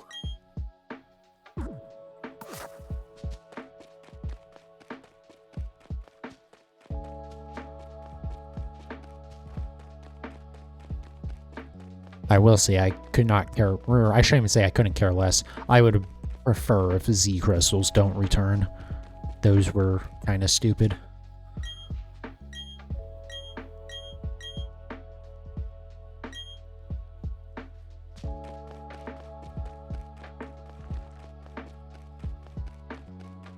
But at least Megas were, like, interesting from a competitive standpoint.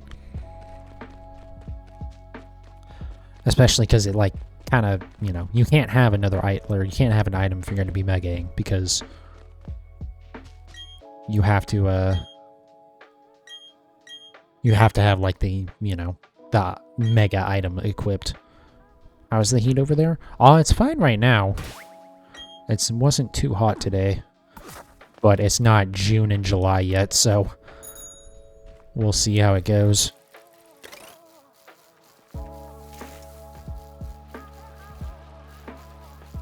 But yeah, now that I have this, like, desk fan set up, it's actually not bad at all. I was having a thing, like, the reason why I bought the fan was, like, it was so hot in this room one night. I was like, I can't do this all that often. But, like, as soon as I got the fan, it's just been, like, perfectly fine. Because I think just where I'm at is, like, in a corner. And it's just, like, kind of stagnating air.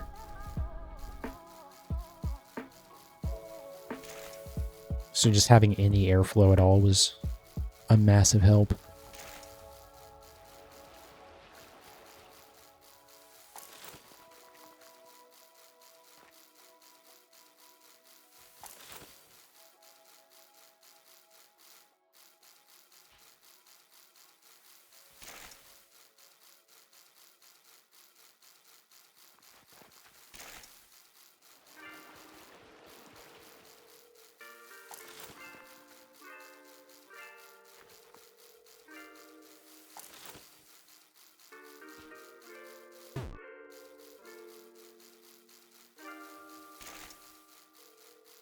God, we've been going for an hour and a half. I've only hatched 35 Phione.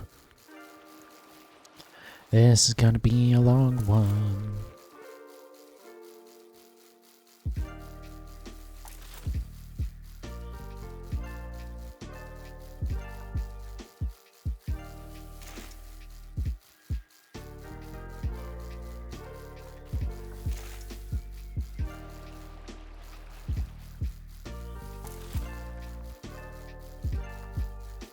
Yeah, I need to figure out what I want to start shiny hunting after, like, this and Porygon. I was thinking about doing Galarian Ponyta, and I think that might be a good idea. I think I might try and get at least all the Galarian forms. If not, like, all of the new Galar Pokemon, so all the new Pokemon from Gen 8. It would be kind of nice to get all of those before Gen 9 comes out. I don't think it'll happen. I don't think there's any way in hell it happens. That's a lot of Pokemon to get before then. And not any of them? Yeah, I don't think any Gen 8 Pokemon were in Legends Arceus. I mean, there was some stuff that was in the Galar Pokedex, but nothing that was brand new with Sword and Shield coming out.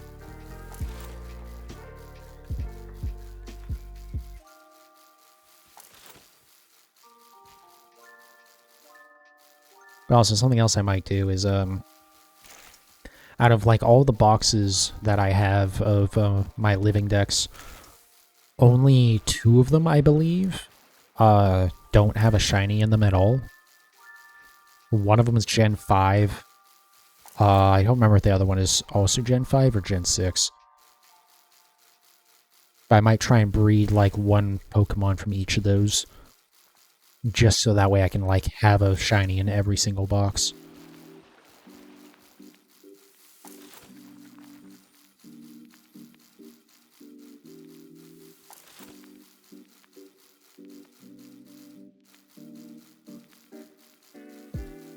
But yeah, I'll have to figure out some of them. Because I'm gonna try to do streams in Legends Arceus still, but there won't be anywhere near as many. I think maybe like once every other week or so.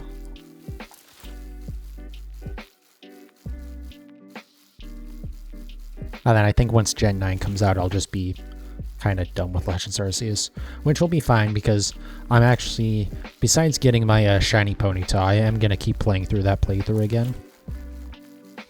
Because I do need to eventually go get a second Enamorus, so that way I can have the both forms of it. But I don't know. We'll see. I don't know. I've definitely already gotten my money's worth out of Legends Arceus. It's like I'm not concerned if like I were to stop playing it completely now. But also, I mean, it is a fun game. It is good. It's definitely a good way to get shiny, so there's no reason to just put it down. But also, once Gen 9 comes out, I'm going to just be all in on that.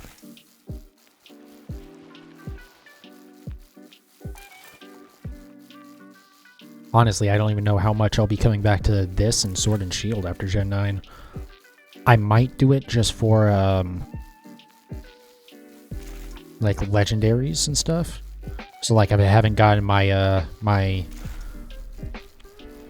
Shaman and Arceus and Darkrai shiny in this.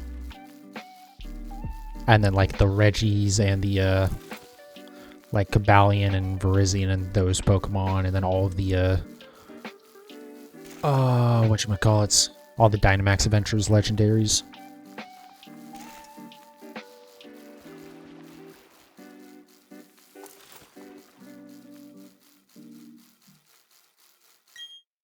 There we go.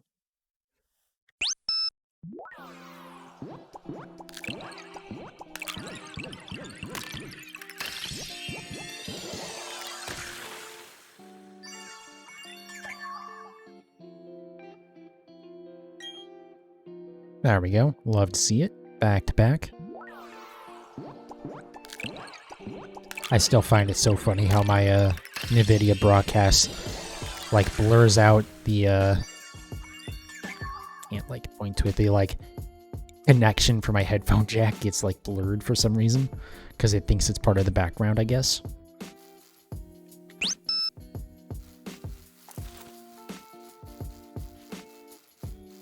I just like every time I see the webcam, I notice that. I just like, just such a dumb little thing. It doesn't really matter. And I'm glad like broadcast mostly works. I did notice there's a, I don't know how I hadn't noticed this, but there's a quality and a performance setting for it as well. And I didn't really notice any difference in the quality, but I did notice a significant difference in GPU usage. So, oh, you know what? I should have looked. I didn't look at this actually. If there's an option for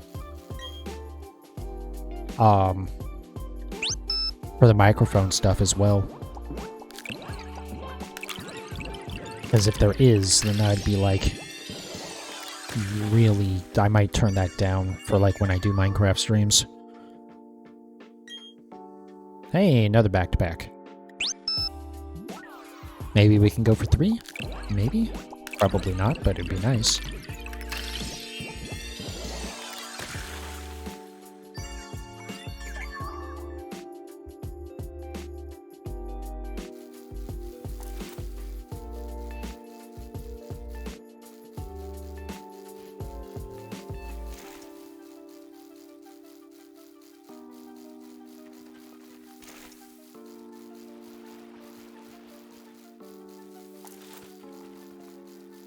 But yeah, I don't think there's any way in hell I get away with trying to do the webcam and Minecraft, but I did have my settings turned up kind of high for Minecraft, so I can try turning those down a little bit, and then I should probably see if there's a frame rate cap. Hopefully there is, and that might help as well. I need to dig into that stuff a little bit before the next stream, which is Monday, so I need to dig into that kind of soon here. Maybe I'll mess with it a bit tonight.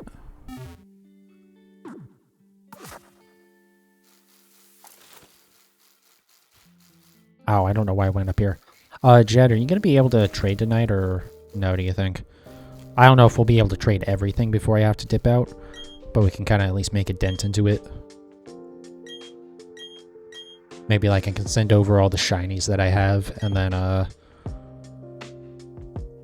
we can figure out the rest of what else I need to trade over for the rest of them for you. But also, if not, that's cool too. I'm in no rush to do that.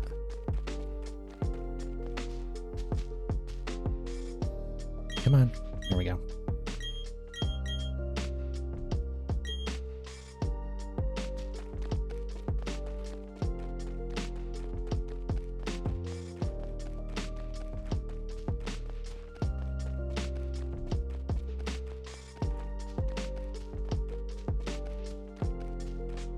Come on, old man.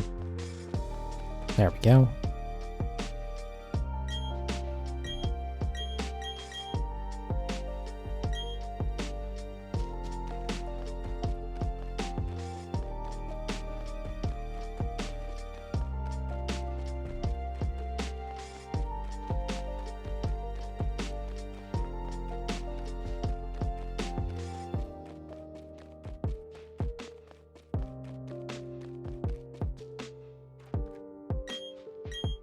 This should be number 3, 4, something like that. That was number 4, okay.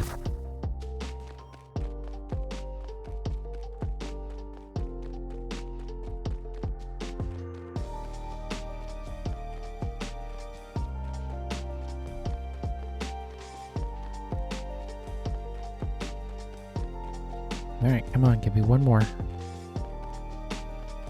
There we go. So yeah, we'll do these eggs and then one more set of them, and then we'll hop over into Registeel for just a bit.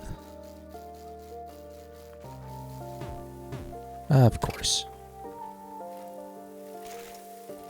I love that little visual glitch there. The like seam in the ground didn't loading properly or whatever.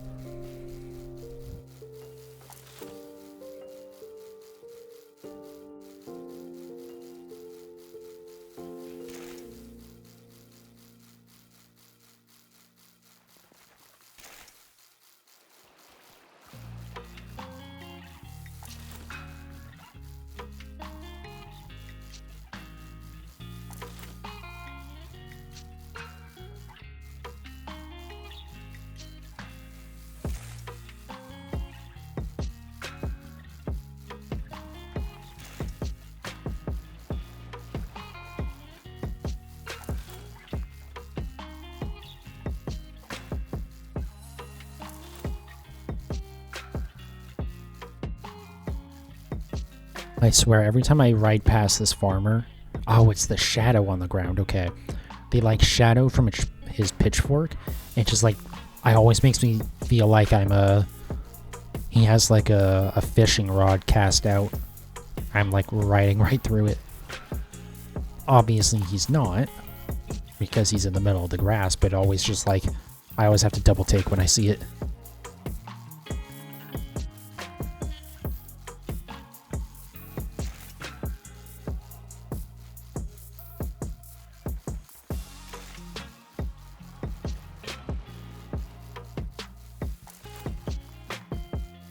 Yeah, hopefully I can get that Registeel soon. God, please can I get that thing soon. I've been working on that thing off and on for 6 months. If I get that soon, then I can start working on a Shaman. Again, I don't think that'll be on stream when I do Shaman. At least for the time being, just doing those really long hunts is just... I just don't want to do them. Not on stream. Yeah, and then I still need to work on Suicune and Dynamax Adventures. I guess we'll be starting up Porygon probably in Sword as well.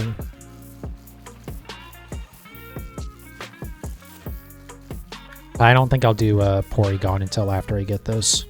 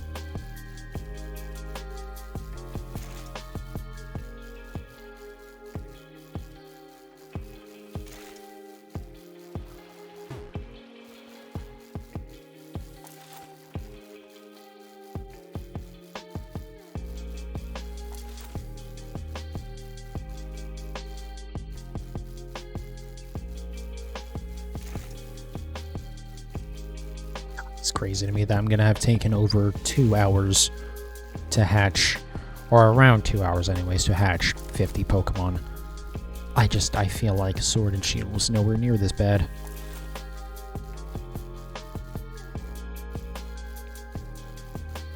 Because I feel like even at its worst, like, Larvitar was like 50 an hour or something.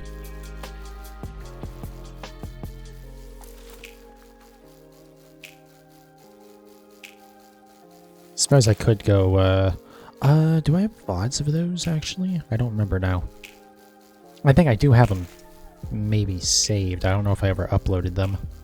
Which also, that reminds me, I need to go through and do a bunch of, highlights. I think I got up through all, like, the actual, like, playthrough of, the Daybreak update in Legends Arceus. And then I don't think I've done, really anything since then. Or I know I haven't. I might have edited some, but I didn't upload them yet.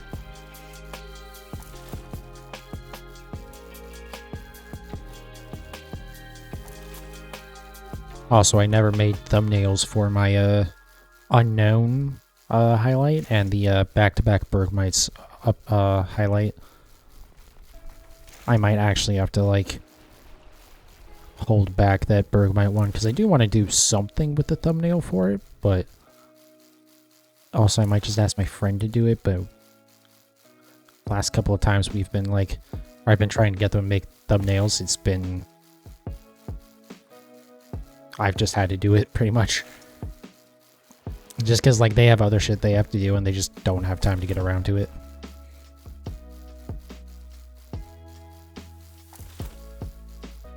But we'll see. I should probably message them about that and be like, hey, can you make this, please?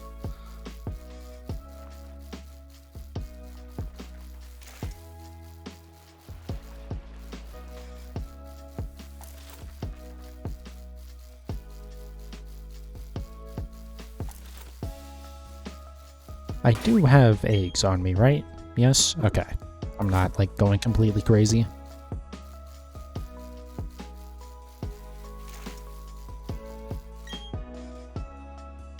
Speaking of...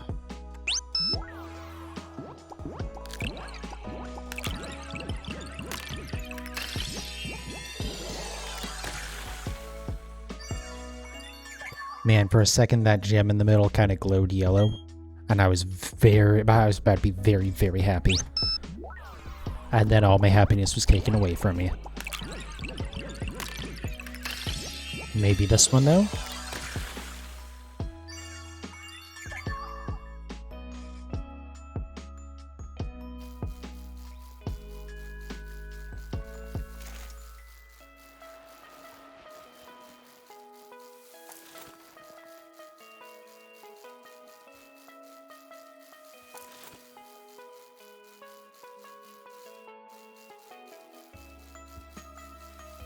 I should see something I just thought of. Okay, I just wanted to see if my my ring light would get like physically hot to the touch. Really, in the exact same spot? Huh. That's weird. But yeah, I didn't think the ring light would be getting hot because it's LEDs. They shouldn't be getting that hot, but also they are pretty bright.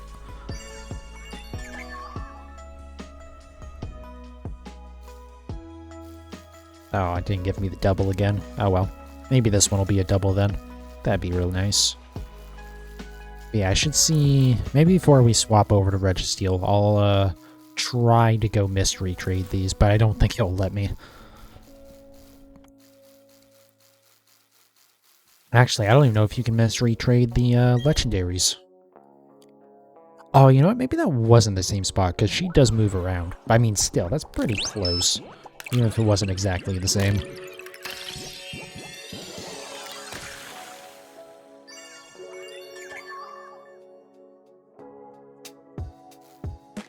Alright, one more. I should probably pick up those berries at some point.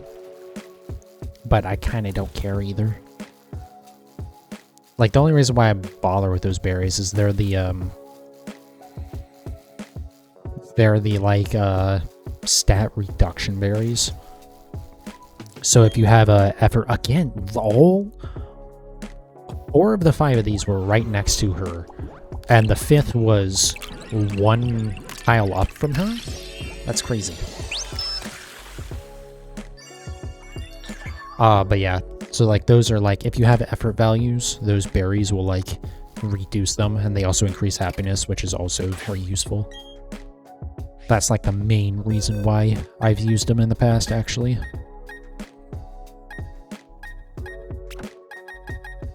Because it makes it very easy to do friendship evolutions.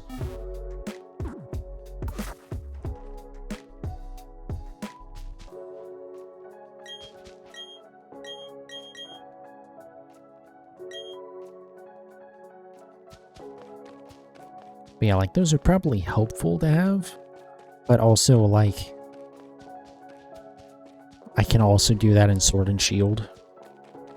So, like, who cares? In fact, actually, the easiest way to do that is to load up my Ditto save in Shield, the one that's in Japanese. Because I'm sure I have so much Armorite ore in that shit. Which, you need Armorite ore because it lets you completely reset the stats of a Pokemon, or the effort values. So there's just like this lady standing on an island. I used to give her like 10 Armorite ore or something like that, and she resets the effort values. Which is honestly a lot more helpful than the berries, because generally if you want to get rid of the effort values, you want to get rid of pretty much everything. I know sometimes it might be a thing where, like, you start putting like attack EVs on it, on a Pokemon, and then you realize, oh right, I have some other like miscellaneous ones I should get rid of. But if you're doing any sort of planning properly, well, I guess if you're doing any planning properly, you don't ever have to reset your effort values. But I don't know, I just feel like resetting them all is more useful, and also, like, especially on that save, the Armorite ore is so much more plentiful for me. Also, that seems just good for leveling and evolving stuff anyways, because of how many candies I have. I didn't even like think to look at that when I was messing with Dittos, but when I saw that, I was like, oh my god.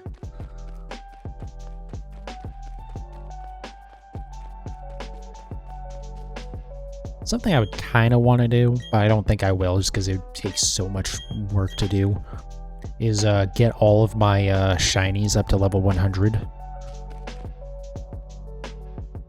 Like even the unevolved forms and stuff, and just like don't let them evolve.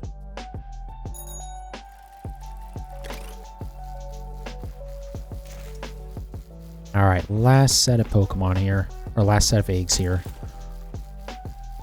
Probably not getting a shiny Phione tonight, but that's fine. I didn't really expect one. Do the EV levels in PLA stick in home?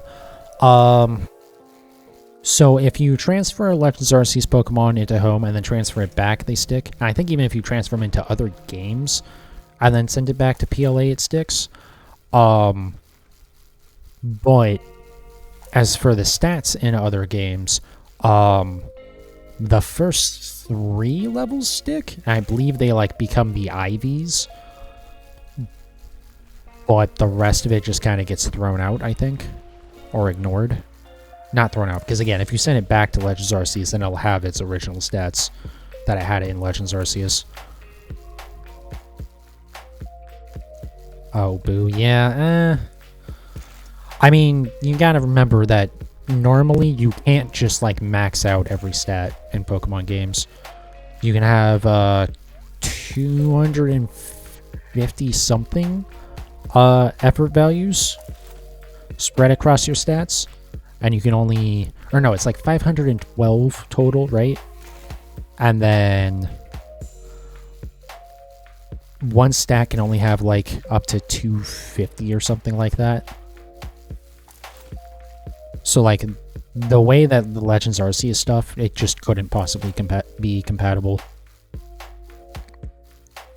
Because otherwise, like, the stats the Pokemon would have would be illegitimate stats, you know? It just wouldn't be possible to do that in other games. I don't know how the IVs, like, the kind of, so, like, if you go and look at the Pokemon,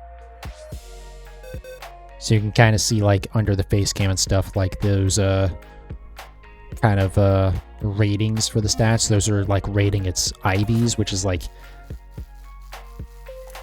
well, they're called individual values. So it's kind of like, they're not base stats because, like, there's base stats for each species. But yeah, I don't know how getting, like, your Pokemon, all of your, grit values in Legends Arceus up to at least 3, if that like causes them to have perfect IVs or not. I should actually test that. I can very easily test that.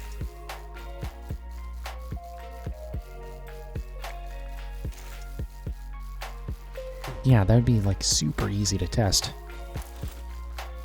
I'm gonna try and remember to do that, or I could just look it up too, but what's the fun in that? Because that would be a very easy way for any Pokemon that's in Legends Arceus to get like perfect IVs for. And then from there you could like breed it in other games as well.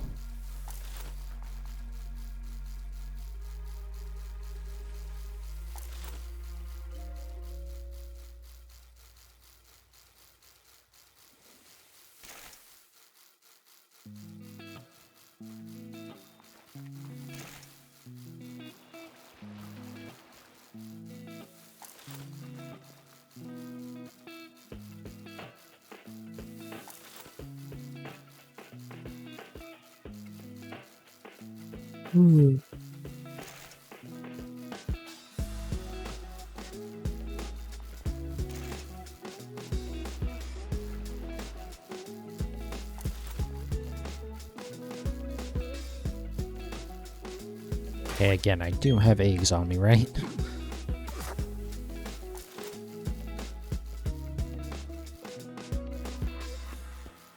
Because that's absolutely something that I would do at some point, is like... In fact, I think I've done it before. where after I have like all my eggs hatched, I just keep on writing and not realize that all my eggs are hatched, so I'm not doing anything. But that's not what we did this time. It just takes a while.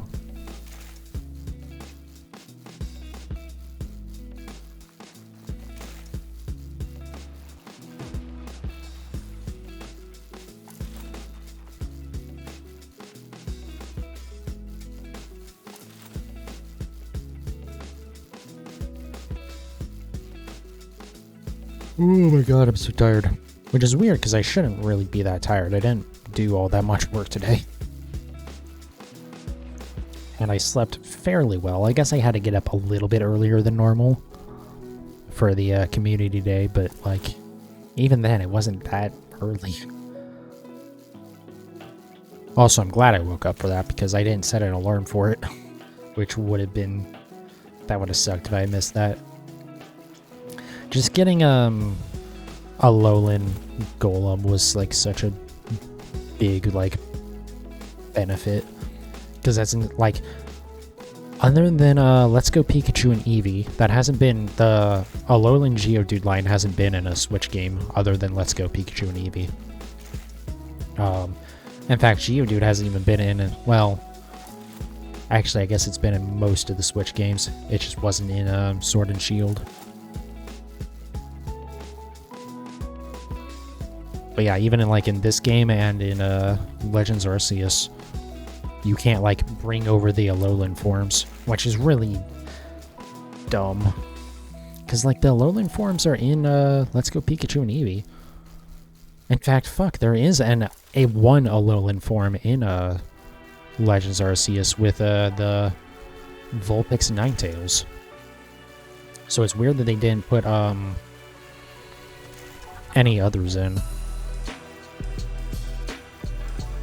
But being that it's like, there we go. Being that it's like not necessarily an easy. Oh, that's what's fucking been going on. Fucking goddamn it! I don't know why, but Spotify is a piece of shit that keeps on like resetting itself. Although I shouldn't even say resetting itself. The only thing, it keeps on turning off shuffle, and I don't know why.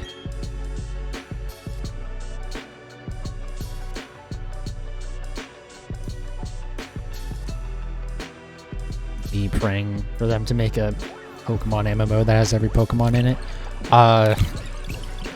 That Pokemon MMO already exists. I forget what the name of it was, but I mean, it wasn't a Pokemon game, but it wasn't very good, and it kind of killed any like discussion about a Pokemon MMO, because a lot of the reasons why it sucked were purely just because it was an MMO.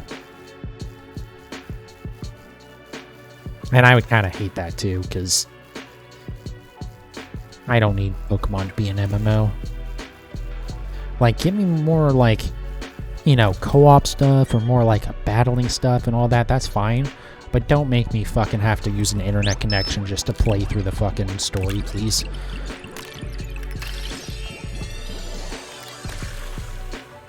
Oh, was it, Temtem? Was that the name of the game? I'm trying to remember. Like, again, I get that it wasn't an actual Pokemon game, but, like, the biggest issues that game had were with it trying to be an online game. Alright, one more egg.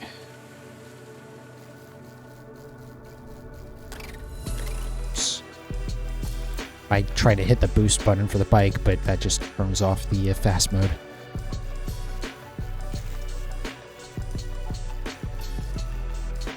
But yeah, I would definitely like... I would like it if it went back to a WoW type Pokemon game, wouldn't be fun. I mean, if it's still like the core mechanics, but just like with multiplayer, yeah, that is not going to be fun. If they make it like an actual like MMO with like abilities and stuff, sure, but then at that point, like, how, you know, is it still a Pokemon game? Then again, you could also make the art, well, I don't know, Legends Arceus still has most of the core mechanics. But I mean, it could be, but just like making it always online is going to be a disaster. I mean, have you seen how Nintendo stuff runs? They made Pokemon Rumble. Wasn't it on, like, the 3DS or something? And yeah, there's, like, spin-offs and stuff, so I get that argument. Probably doesn't really hold any weight, but I just... I don't know. The need to make everything in an MMO is not a good need. Wasn't there something I was gonna go check on? Right, I was gonna go check, see if I can trade any of these. I, like, almost certainly cannot, but we'll try anyways.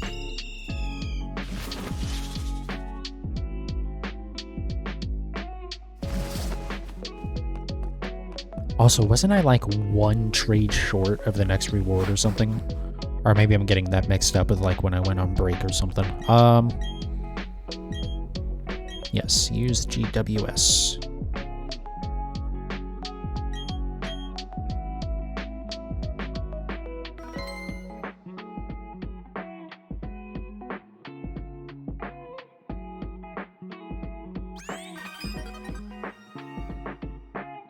Okay, so it wasn't that close. Let me see. Nope. This boat, yeah, so I can't trade these away. That sucks. I'm just gonna have to release them all.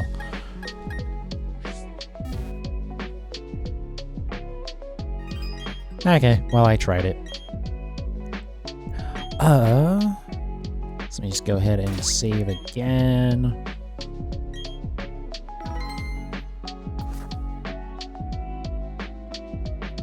Maybe if, like, PLA was way more open, you could visit other regions. Maybe. That might work. I don't know why I'm saving him, like, 14th time, but okay. Let me...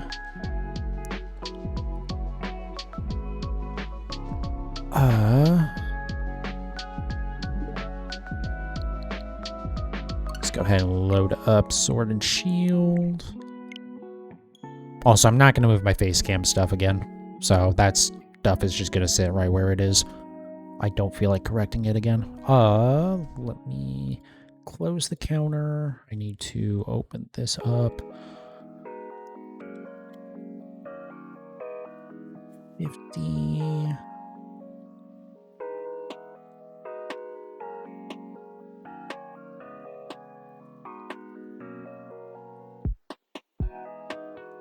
That's probably gonna, yeah. I don't know why it's doing that now.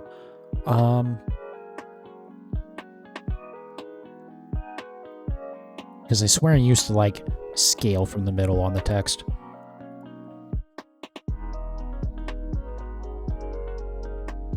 Actually, I do need to change that. Hold on. Registeel. Oh my fucking god, I hate... I really am starting to get, like, fed up with OBS, if I'm gonna be honest.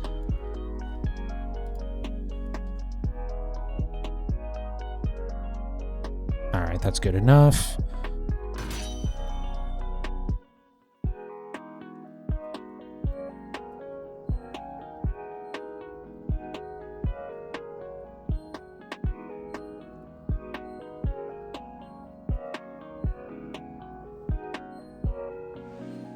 Change the game over. I don't know why Sword and Shield is so low on that list now when you, like, look through the games. But whatever. I think we should be all good to go. Oh, I need to open up the counter again, right?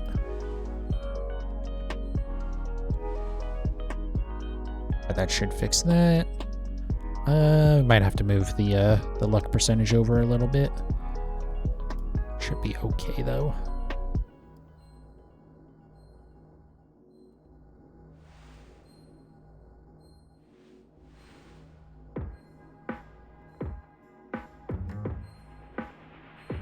That's good enough. I'm not going to mess with it too much.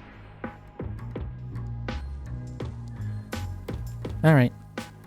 Let's get going. We'll try to do another 50 of these. Maybe I get this tonight. Probably not. I'd be very surprised. Oh my god, now it's off again. I don't know what I did to, like, make this look so bad. Because it used to be like it would still stay centered, it would just like shrink the edges a little bit to deal with the one digit going away. But yeah, I'm not going to move all the face cam stuff because I think last time well, actually, maybe I can. Hold on. I guess it's not too bad. Oh no, because the whole fucking, the alerts and shit are going to be busted then. Okay, we're not going to mess with that.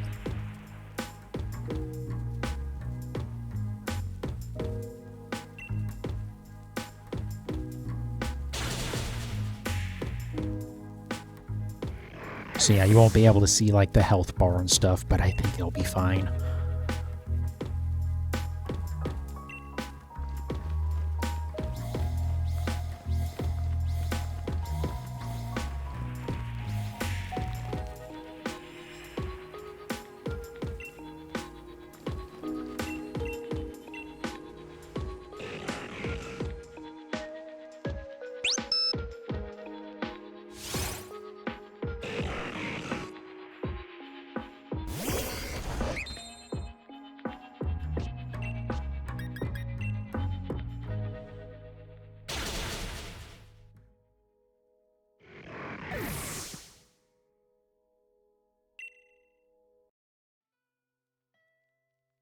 I really do need to go through and like finish fixing my counter program so it like does the things that I want, because that would also help with some of the issue them having with like the text not being centered if it just always made sure to have like the correct number of digits.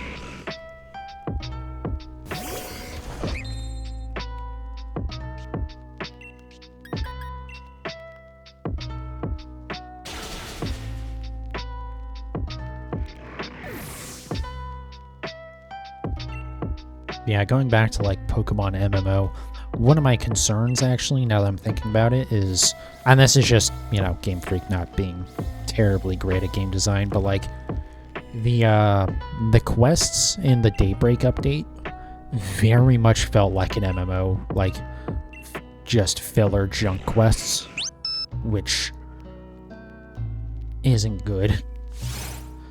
Because, like, none of them felt like they had any sort of meaning whatsoever. They all just kind of felt like one-off events. Like the thing with the Onyx, and the thing with the Zoroark, like, impersonating Mai or whatever. Oh, shit. What was my count at? Damn it. I forgot to set up my, my secondary thing. Okay, so we do need to count this one, right? And, sorry, give me one sec.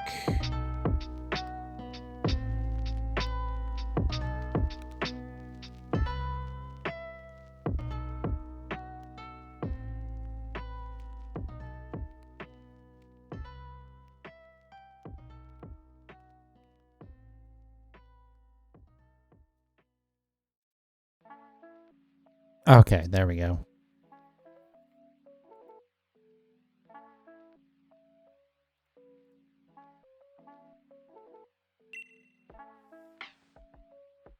But yeah, that's something like I kind of realized like after I'd wrapped up with the Daybreak update, or like with the story part of it anyways, I was like, that all was like just like junk, meaningless questing. Like that actually like that really, it really felt like just like a shitty like MMO patch where it's like, yeah, we added some new quests to like keep you over until the next big update, and it's like 5 really just like trash, meaningless quests. That's how that whole update kind of felt.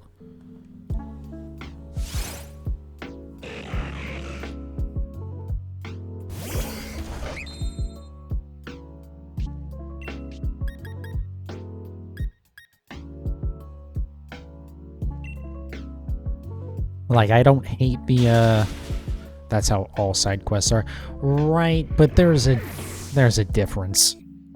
And also, it wasn't just the side quests. Again, like the thing with the Onyx and the thing with the Zoroark, and I guess the Onyx might have been a request, but like the thing with the Zoroark and stuff like that, it just like felt like it was filler, pretty much.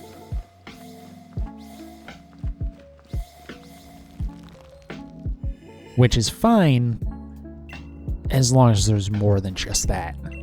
right? Like, there's plenty of filler in Final Fantasy XIV. Oh god, the fucking patches between A Realm Reborn and Heaven's Ward is... Ugh. They, like, cut out some of the fat on that, and it's still borderline unapproachable.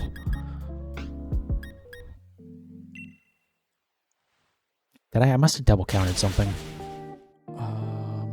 Yeah, I must have double counted something.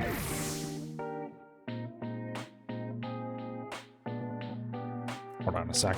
I need to do math real quick.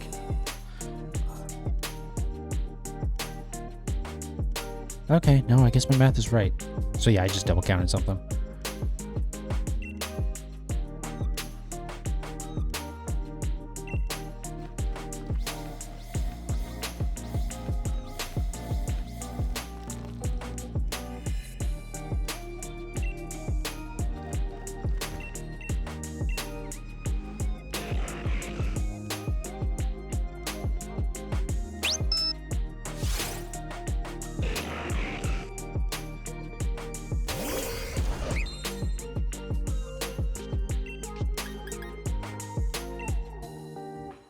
I need to not count the next one, because I'm still ahead by 1.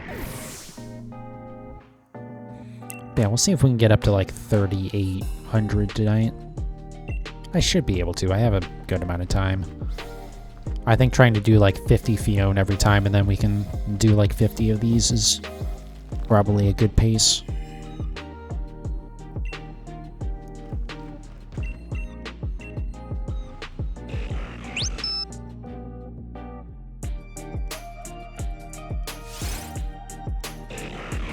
I love how I just said I need to not count this one, and then I do it anyways.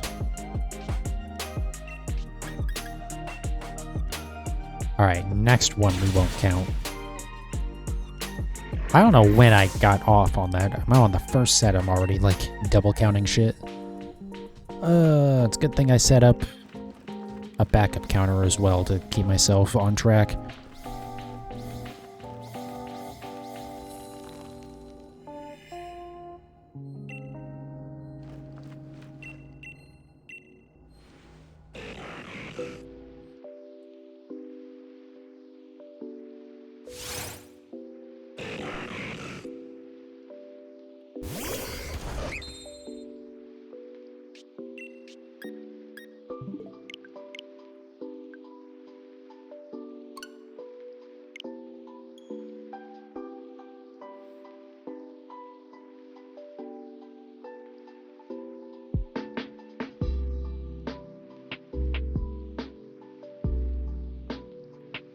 Oh, saying that reminds me also.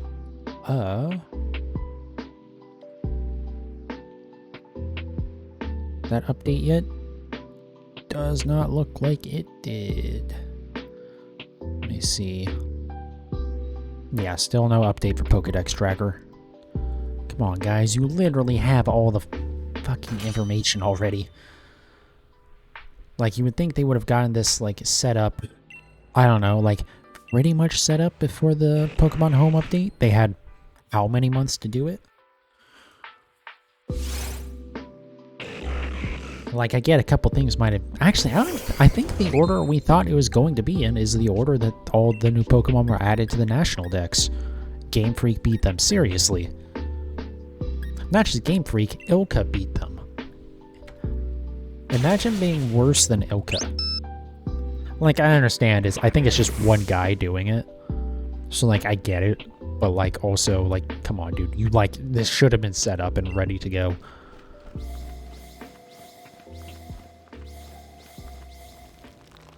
I guess, to be fair, it'd be smart if he didn't update it, like, yesterday or today or tomorrow. Because you don't ever want to try and update something on a weekend. Although, I guess if it's just you, then it doesn't really matter. You can set your own schedule, but you don't ever want to, like, push out an update for something and then all your developers go home for the weekend. It's generally a bad idea.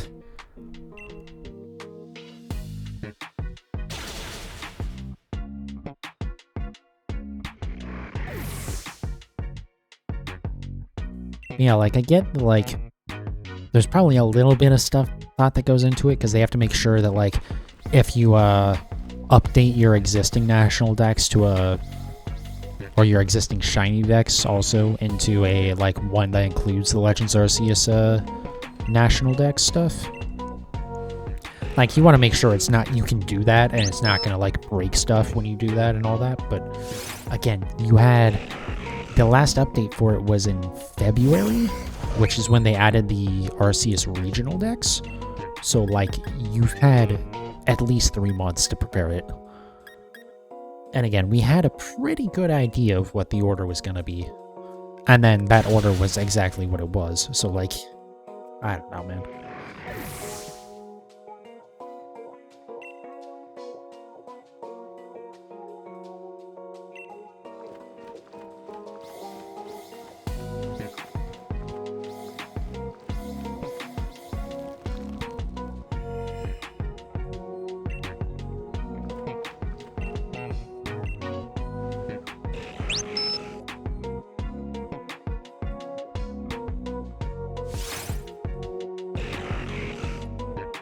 So I think, just trying to do the math in my head, which is dangerous, because I'm not very good at that.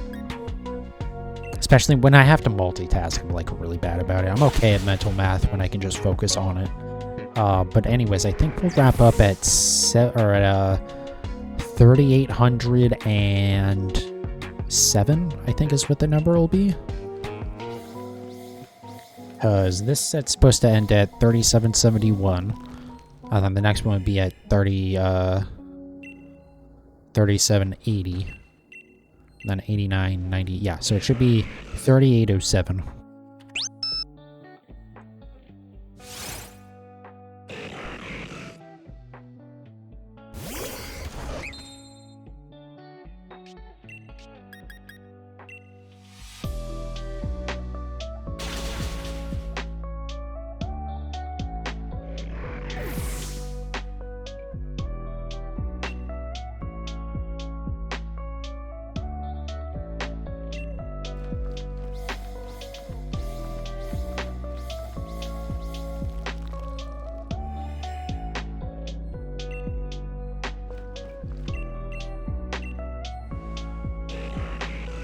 I do have to say, though, other than the, I forgot what I was even going to say. Other than the, some of the text and, like, number stuff not wanting to line up, I do really like this new format for my, webcam and all that stuff. Like, I know I used to keep the, like, sprite for, like, Registeel or whatever I was hunting that used to be a lot bigger. But I also didn't have a webcam at the time, so it didn't really matter. But I feel like this is a pretty reasonable amount of space to be taking up.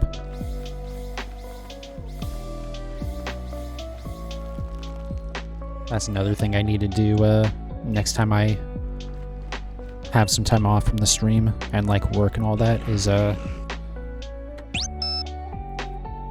need to, like, finish setting up formats for different games and stuff. Because this is just the one that I set up for Diamond, for egg hunting.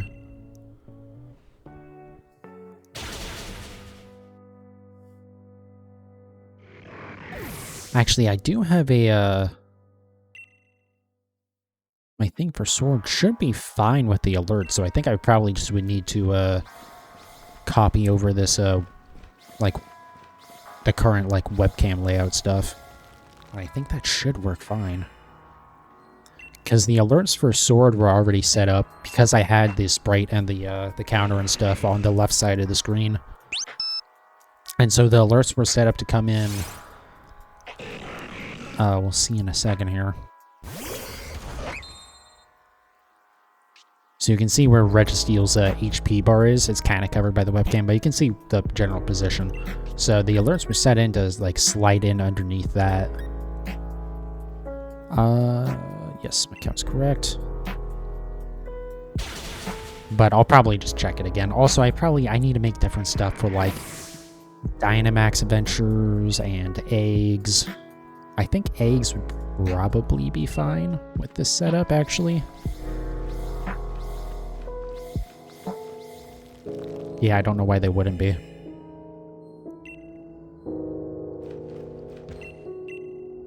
Oh, I guess I might want to move it to the other side for eggs because of the, and sword anyways, because of the, when you look at, like, the stats.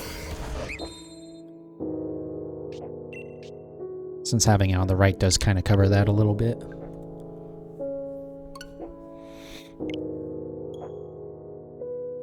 But, I don't know. I'll mess with that probably on Tuesday.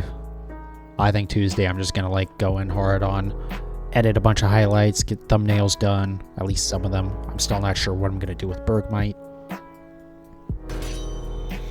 But yeah, just get, like, all my assets and stuff kind of cleaned up. Because especially now that I'm bothering with the webcam and stuff, it's like, alright, it's time to make sure shit's, like, good quality. At least some thoughts going into it. Granted, I wasn't being, you know, completely lazy about it before, but now I do need to care a little bit. I do think those info cards that, like, pop in, I think those I'm only going to update, like, once a week. Just because of, like, stuff like, you know, yesterday we got the 2 shelters, and then today I copied some new stuff, or I transferred some new stuff over from, like, Go and games and stuff. So, like, you know, it's just, I don't want to be doing the effort of updating that shit every single day. Which, granted, now that I'm slowing down with Legends Arceus, maybe I won't be needing to do it every single day, but still.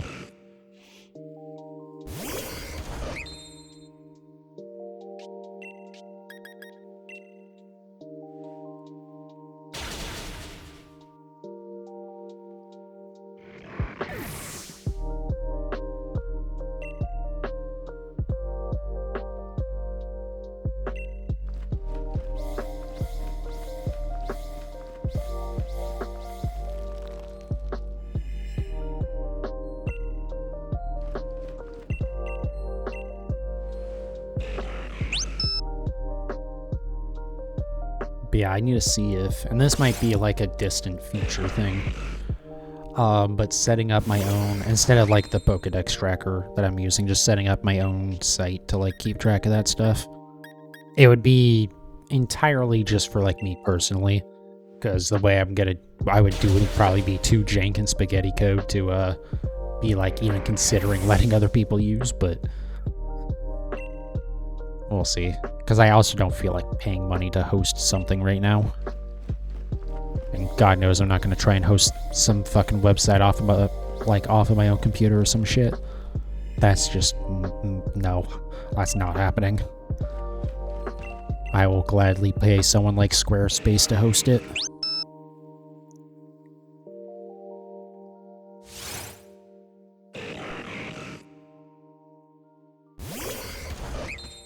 But the other issue with doing that is if I decide that, like, I don't want to do that anymore, then it becomes a big pain in the ass because, like, either you feel like you have to keep paying for it so that way you don't lose shit, or you have to figure out how to, you know, copy it off of there before you stop it. It's just, like I said, that might be a very distant thing. I guess for now the Pokedex tracker's fine.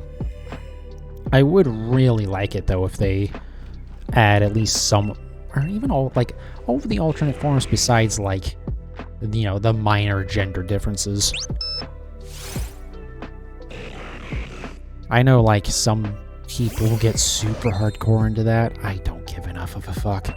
I barely give a fuck about some of the alternate forms.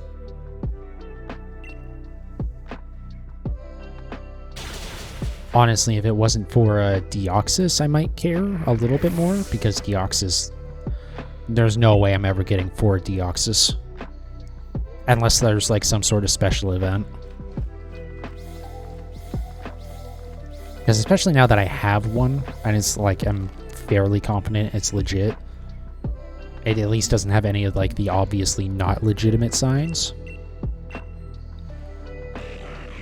But now that I have that, like, I have absolutely zero reason to ever go, play through the Gen 3 remakes, to be honest.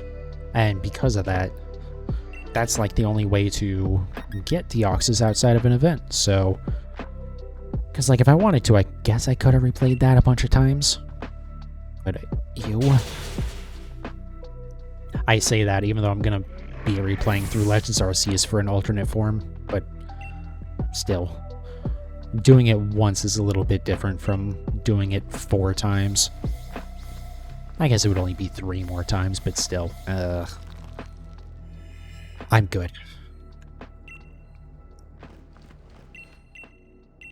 Also, I don't feel like I have to be in any hurry with Legends Arceus, unlike I would be with ORAS.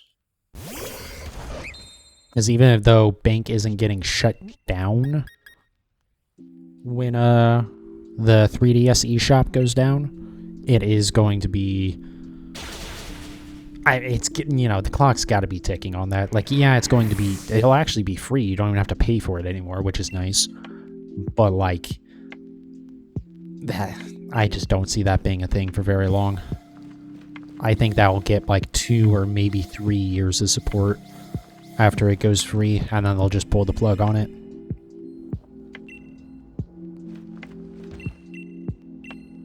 Guess I gotta wonder what, after Gen 9, I guess after Gen 9 would be when this is kind of a relevant question, but, what Pokemon are still, like, not gonna be possible to get in any of the Switch games? Like, maybe not including, like, you know, Mythics, event-only stuff, but, like... Budew. God, I fucking wish it wouldn't be available in another game ever. To be fair, I shouldn't say that. I love Roserade. I just did not need 2 extra shiny Budew. I never actually, like, tried to hunt for Budew either. That was, like, the... like, weirdest thing about that. I did 1 outbreak for it, and it was in, like, the 1 outbreak. And then 3 random spawns, all in the same spot. All 3 of them in the same fucking spot. That was so crazy. I feel like that's happened quite a bit, though, because I feel like my Magmar, both my Magmars I got in the same exact, like, spawn location. The second shiny Kricketot I got was in the same spawn location. Like, I feel like that happens a lot. And granted, maybe that's just because you pass through the same areas a lot, so it, you know, naturally you're going to be more likely to see more shinies in that spot, but I don't know.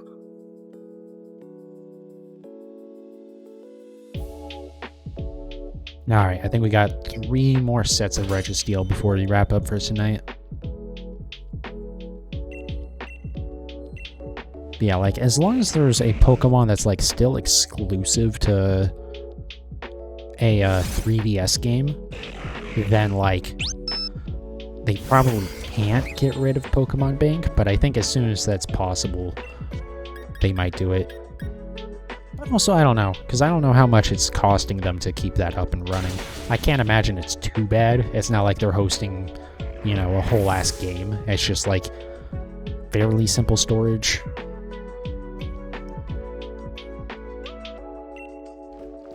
But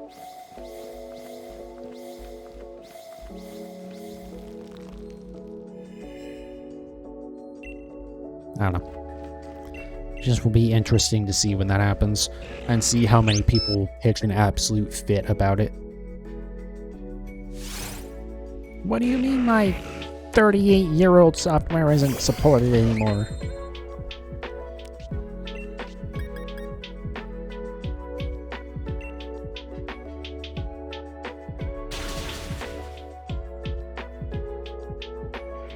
But I really do hope that moving forward, they, like, don't make us move to another app again. Like, it is kind of really stupid that, that there wasn't just, like, an update to Pokemon Bank to make it work with the, Switch. I don't know what the reason for that is, so I'm sure it's some sort of spaghetti code shit, where it's just, like, it wasn't worth the trouble to try and update it. It was better to just throw it all out and start again, but... hopefully that doesn't happen again.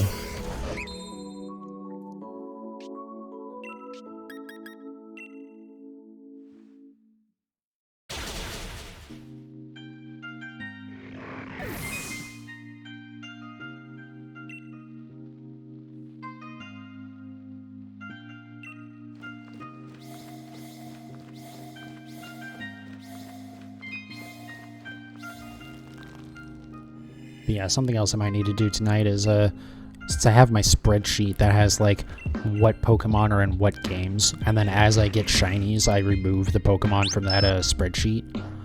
So that way I can, like, somewhat quickly make a reference of, like, what stuff I need to do in what game.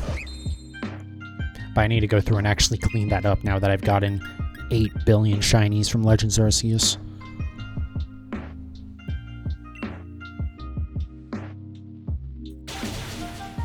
Because for the most part, like, I don't typically remove stuff that isn't, like, I haven't gotten the full evolution line on it, because I still need to, like, go get another one, and usually getting, like, the, completely unevolved version is the easiest.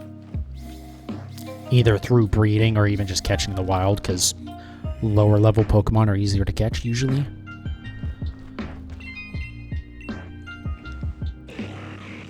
But yeah, I'm sure I got a lot of that stuff that I can clear off. I mean, for sure I can clear off the Ponyta and the Shelder lines. And I think the Geodude line, if it hasn't already been cleared off. Especially now that I have both Kanto and Alolan versions. I'm so happy I managed to get three shiny Geodude in a Pokemon Go today. Because it's just, like, I've not been happy with how some of the updates have been with Go, but at least this time I won. I don't know if I will in the future, but this time I did.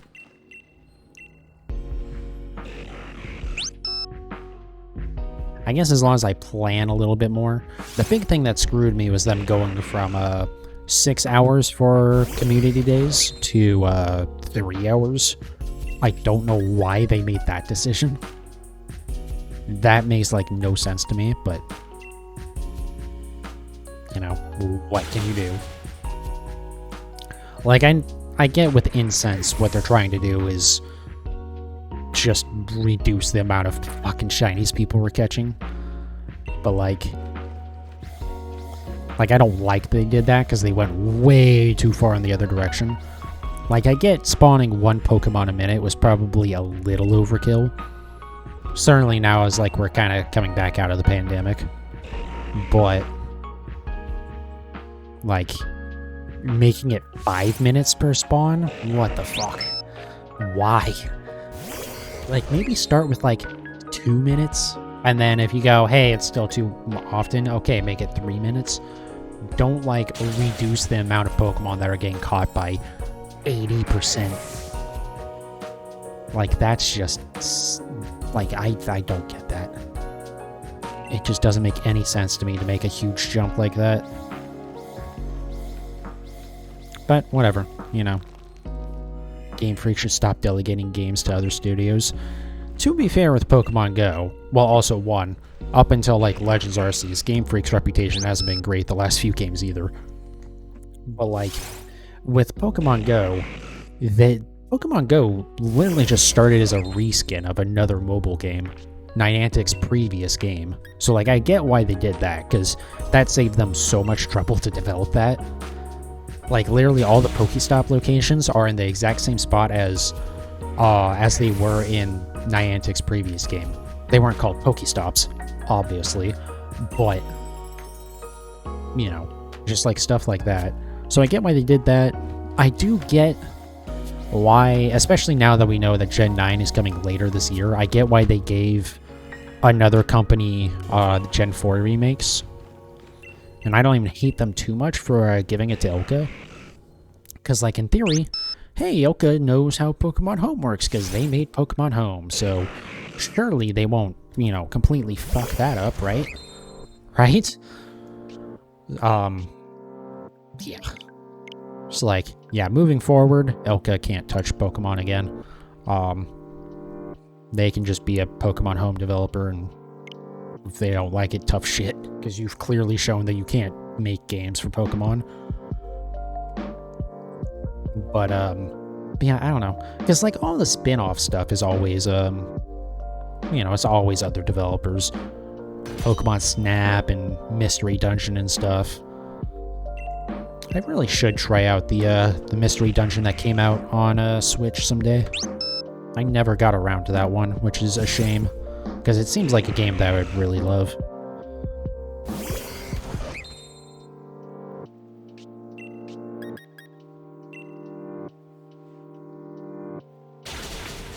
Also, I should probably get around to Pokemon Snap at some point.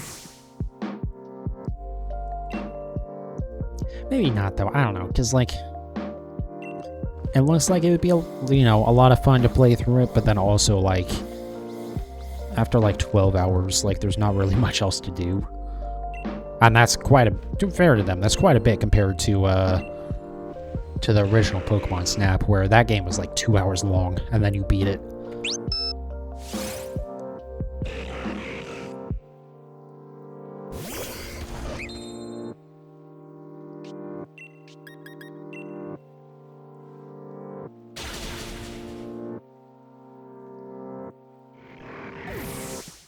Yeah, I don't know. I'll probably try and play more Pokemon spin-offs in the future.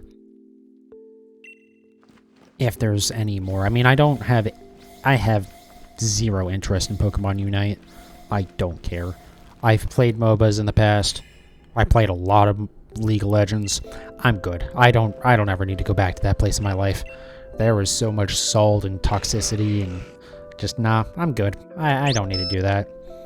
I get that Pokemon Unite probably isn't as caustic to your fucking everything as League of Legends is, but I don't care. I don't really care for, like, competitive stuff anymore.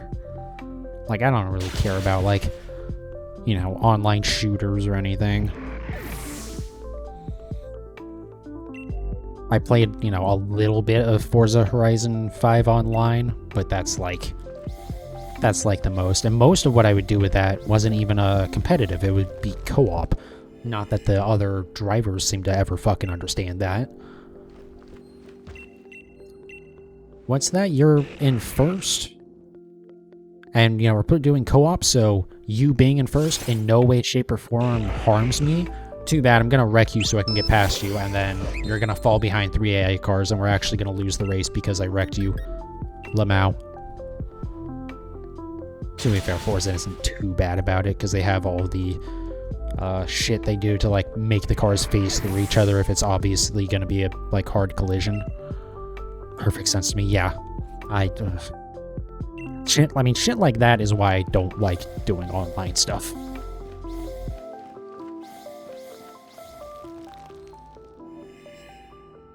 Like, racing games are definitely really bad about that. I don't really like doing racing games online. I did a bit of it in Motorsport 6 or 7? 6. I think it was 6. It was near the end of 6. Because there was some event for it, or whatever, but, like, the event was you were all on the track, but you're all ghosts, pretty much, so you could, it was just a time attack, basically. So that was fun, but, like, yeah, I don't want to deal with people wrecking each other. I've done that in a couple of games, and it's just, like, even shit where, like, it in no way helps them. Like, I remember when Grid 2 came out, I played some of that online just for achievements, and there's a specific event where it's just, like, a head-to-head race, Toga, or Togue, however you say it, but it's, it's just a head-to-head race. Whoever gets to finish first, or if you get a big enough gap, then the race just ends right there, because it's like, yep, you beat them. But also, any contact whatsoever, both players are disqualified. Or, like, if it was, like, egregious and it was one of the players, then, like, it would just be them. But, like, it wasn't very good at that, if that's what it was. Multiple times, right off the fucking start line, fucking person comes over, tries to fucking take you out, you both get fucking kicked out. And it's like, what the fuck, dude? Like, at least when it's like, oh yeah, you can fucking win because of it, at least that makes a little bit of sense. You're still an asshole, but, like, okay. But, like, what the fuck off? Like, I know it was just someone being a fucking troll, but, like, still, like, what fun are you getting out of that you sit in a fucking loading screen for, like, the next 10 minutes while the event finishes up?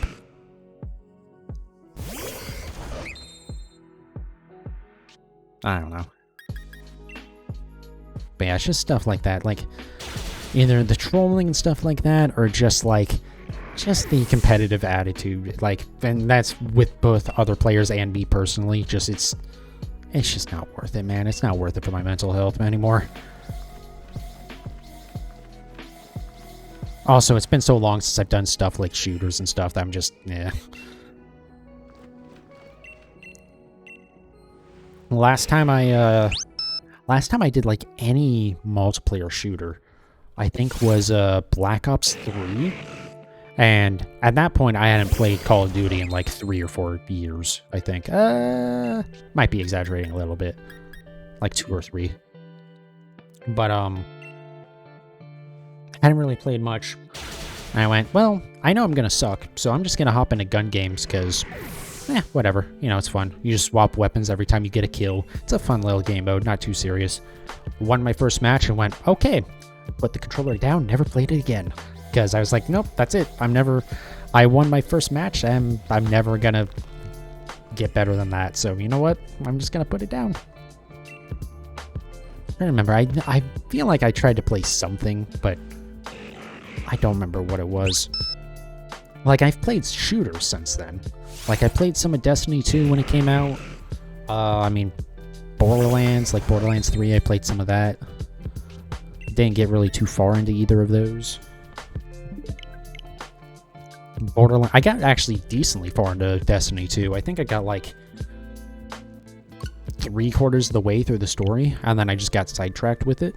And then by the time I came back to it, they removed the fucking story for some reason. I don't know what meth every developer at Bungie is on, but holy shit. Can you guys share some of that? Because you guys got the good shit.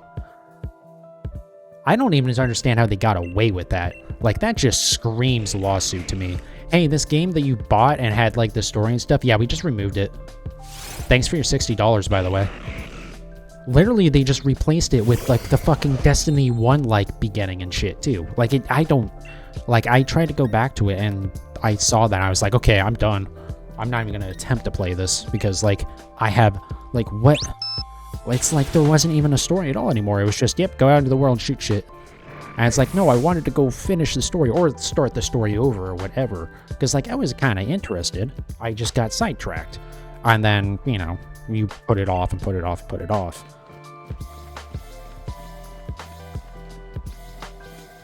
Like, Destiny 2 kind of seems like something I would like to get into, even though I don't like the rating or anything like that. Or I don't care about it anyways. But, like, I love grinding for loot.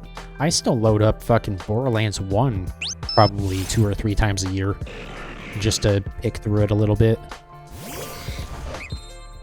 But, like, yeah, I don't know. It's a shame, too, because I loved Destiny 1 on PS4. That shit was, like, by far some of the greatest gunplay that's, like, ever been in a video game. Like, it just felt so good to play that shit. And popping headshots and shit. It just, like, everything about it. They, like, nailed it. And I'm sure, I mean, Destiny 2, at least when it came out, you know, more of the same. It was still a really fun, cool game. I get, like, you know, not perfect, but, like, you know, like, there was a lot of cool shit there, but then you take away the content that I already fucking paid for, and so, fuck you, I'm not gonna play more of your fucking game.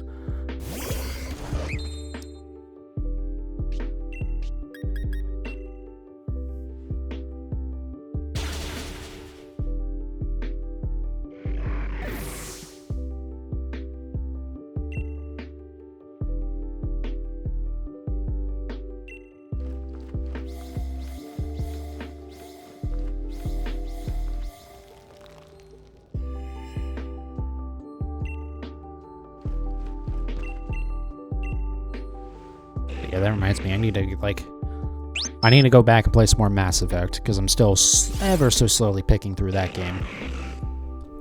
I mean, it's like my 10th or 15th playthrough of Mass Effect 1, but still. I have enjoyed what I've played of the Legendary Edition so far. I would like to do a full playthrough of, like, the first 3 games. But also, I need to go back and play more Borderlands. I don't know why. Well, I do know why, but Borderlands 2 just never clicked with me the same way that Borderlands 1 did. And then pre-sequel was not great.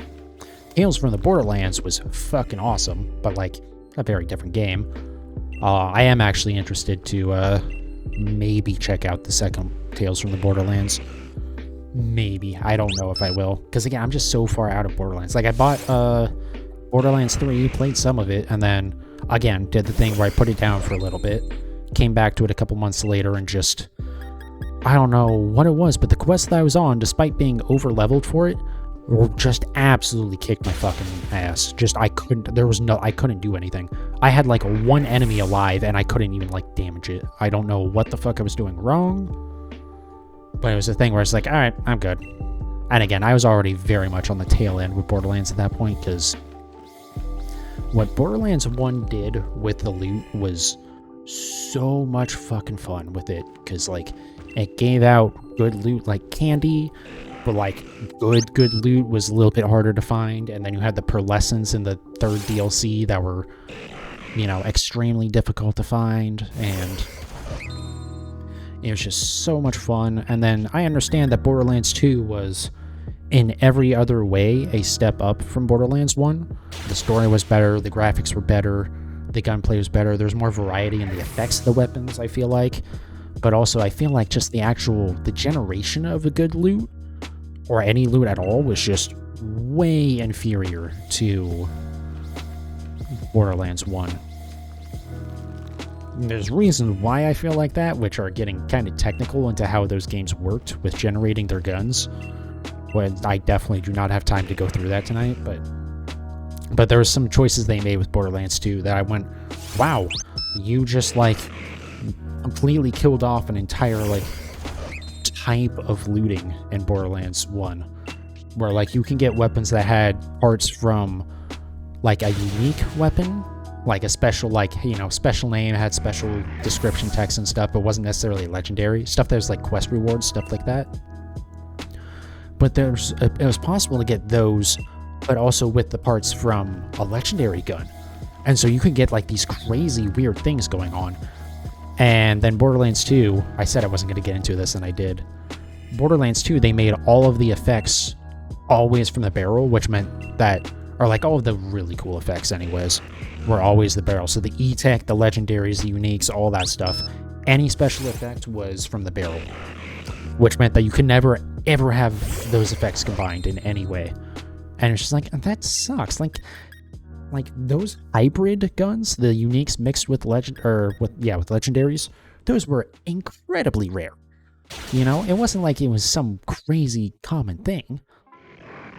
And it just sucked they completely got rid of those. And so like, and then it's like they made everything else a lot more rare to compensate. Because I remember playing through Borderlands 1, and you would get like 2 or 3 legendaries in a playthrough. 2.5 playthroughs of Borderlands 2, and I did not see a single fucking legendary item. There was one like guaranteed from a quest, but like the Ponyta and, you know, Legends Arceus, it doesn't really count. Like, it is a legendary, but also it doesn't count in the same way. So yeah, I don't know. That was like always my biggest thing. Messing up how the loot was generated and making anything that you gave a shit about incredibly rare, to the point where it was like, what's even the point of playing anymore? Like, have some super rare shit, right? But not everything can be super rare. To be fair, on the rarity stuff, I think that got better later. They like updated it, because I played through the game again later and it was a lot better. But anyways, I'm gonna, yeah, I don't think I counted that last one. I'm gonna wrap up there for the night. We did 50 Phione, we did 50 something Registeel. Didn't really expect to get either of them. I expected Phione to go a lot faster than it did. So that kind of really sucks, but that's just gonna be how BDSP is, and that's the only way for me to get that, so we're just gonna have to do it. But yeah. So tomorrow will be more Phione, which means also probably more Registeel. Hopefully we can get one of them. I don't think I will. I don't think there's any way in hell I get either of them. Oh god, could you imagine if I got both of them in one day? That would be fun. But, yeah, we'll do more Phione and Registeel tomorrow. We'll do Minecraft on Monday. Probably nothing Tuesday. Probably a stream on Wednesday. No idea what that stream will be. It won't be Minecraft, and it won't be... Maybe it'll be Phione. I'm not sure. I might also do Dynamax Adventures in Sword and Shield to like try and work on Suicune a little bit. We'll figure it out when we get there. But yeah, thanks everyone who watched. I appreciate it as always. And I'll see you guys next time.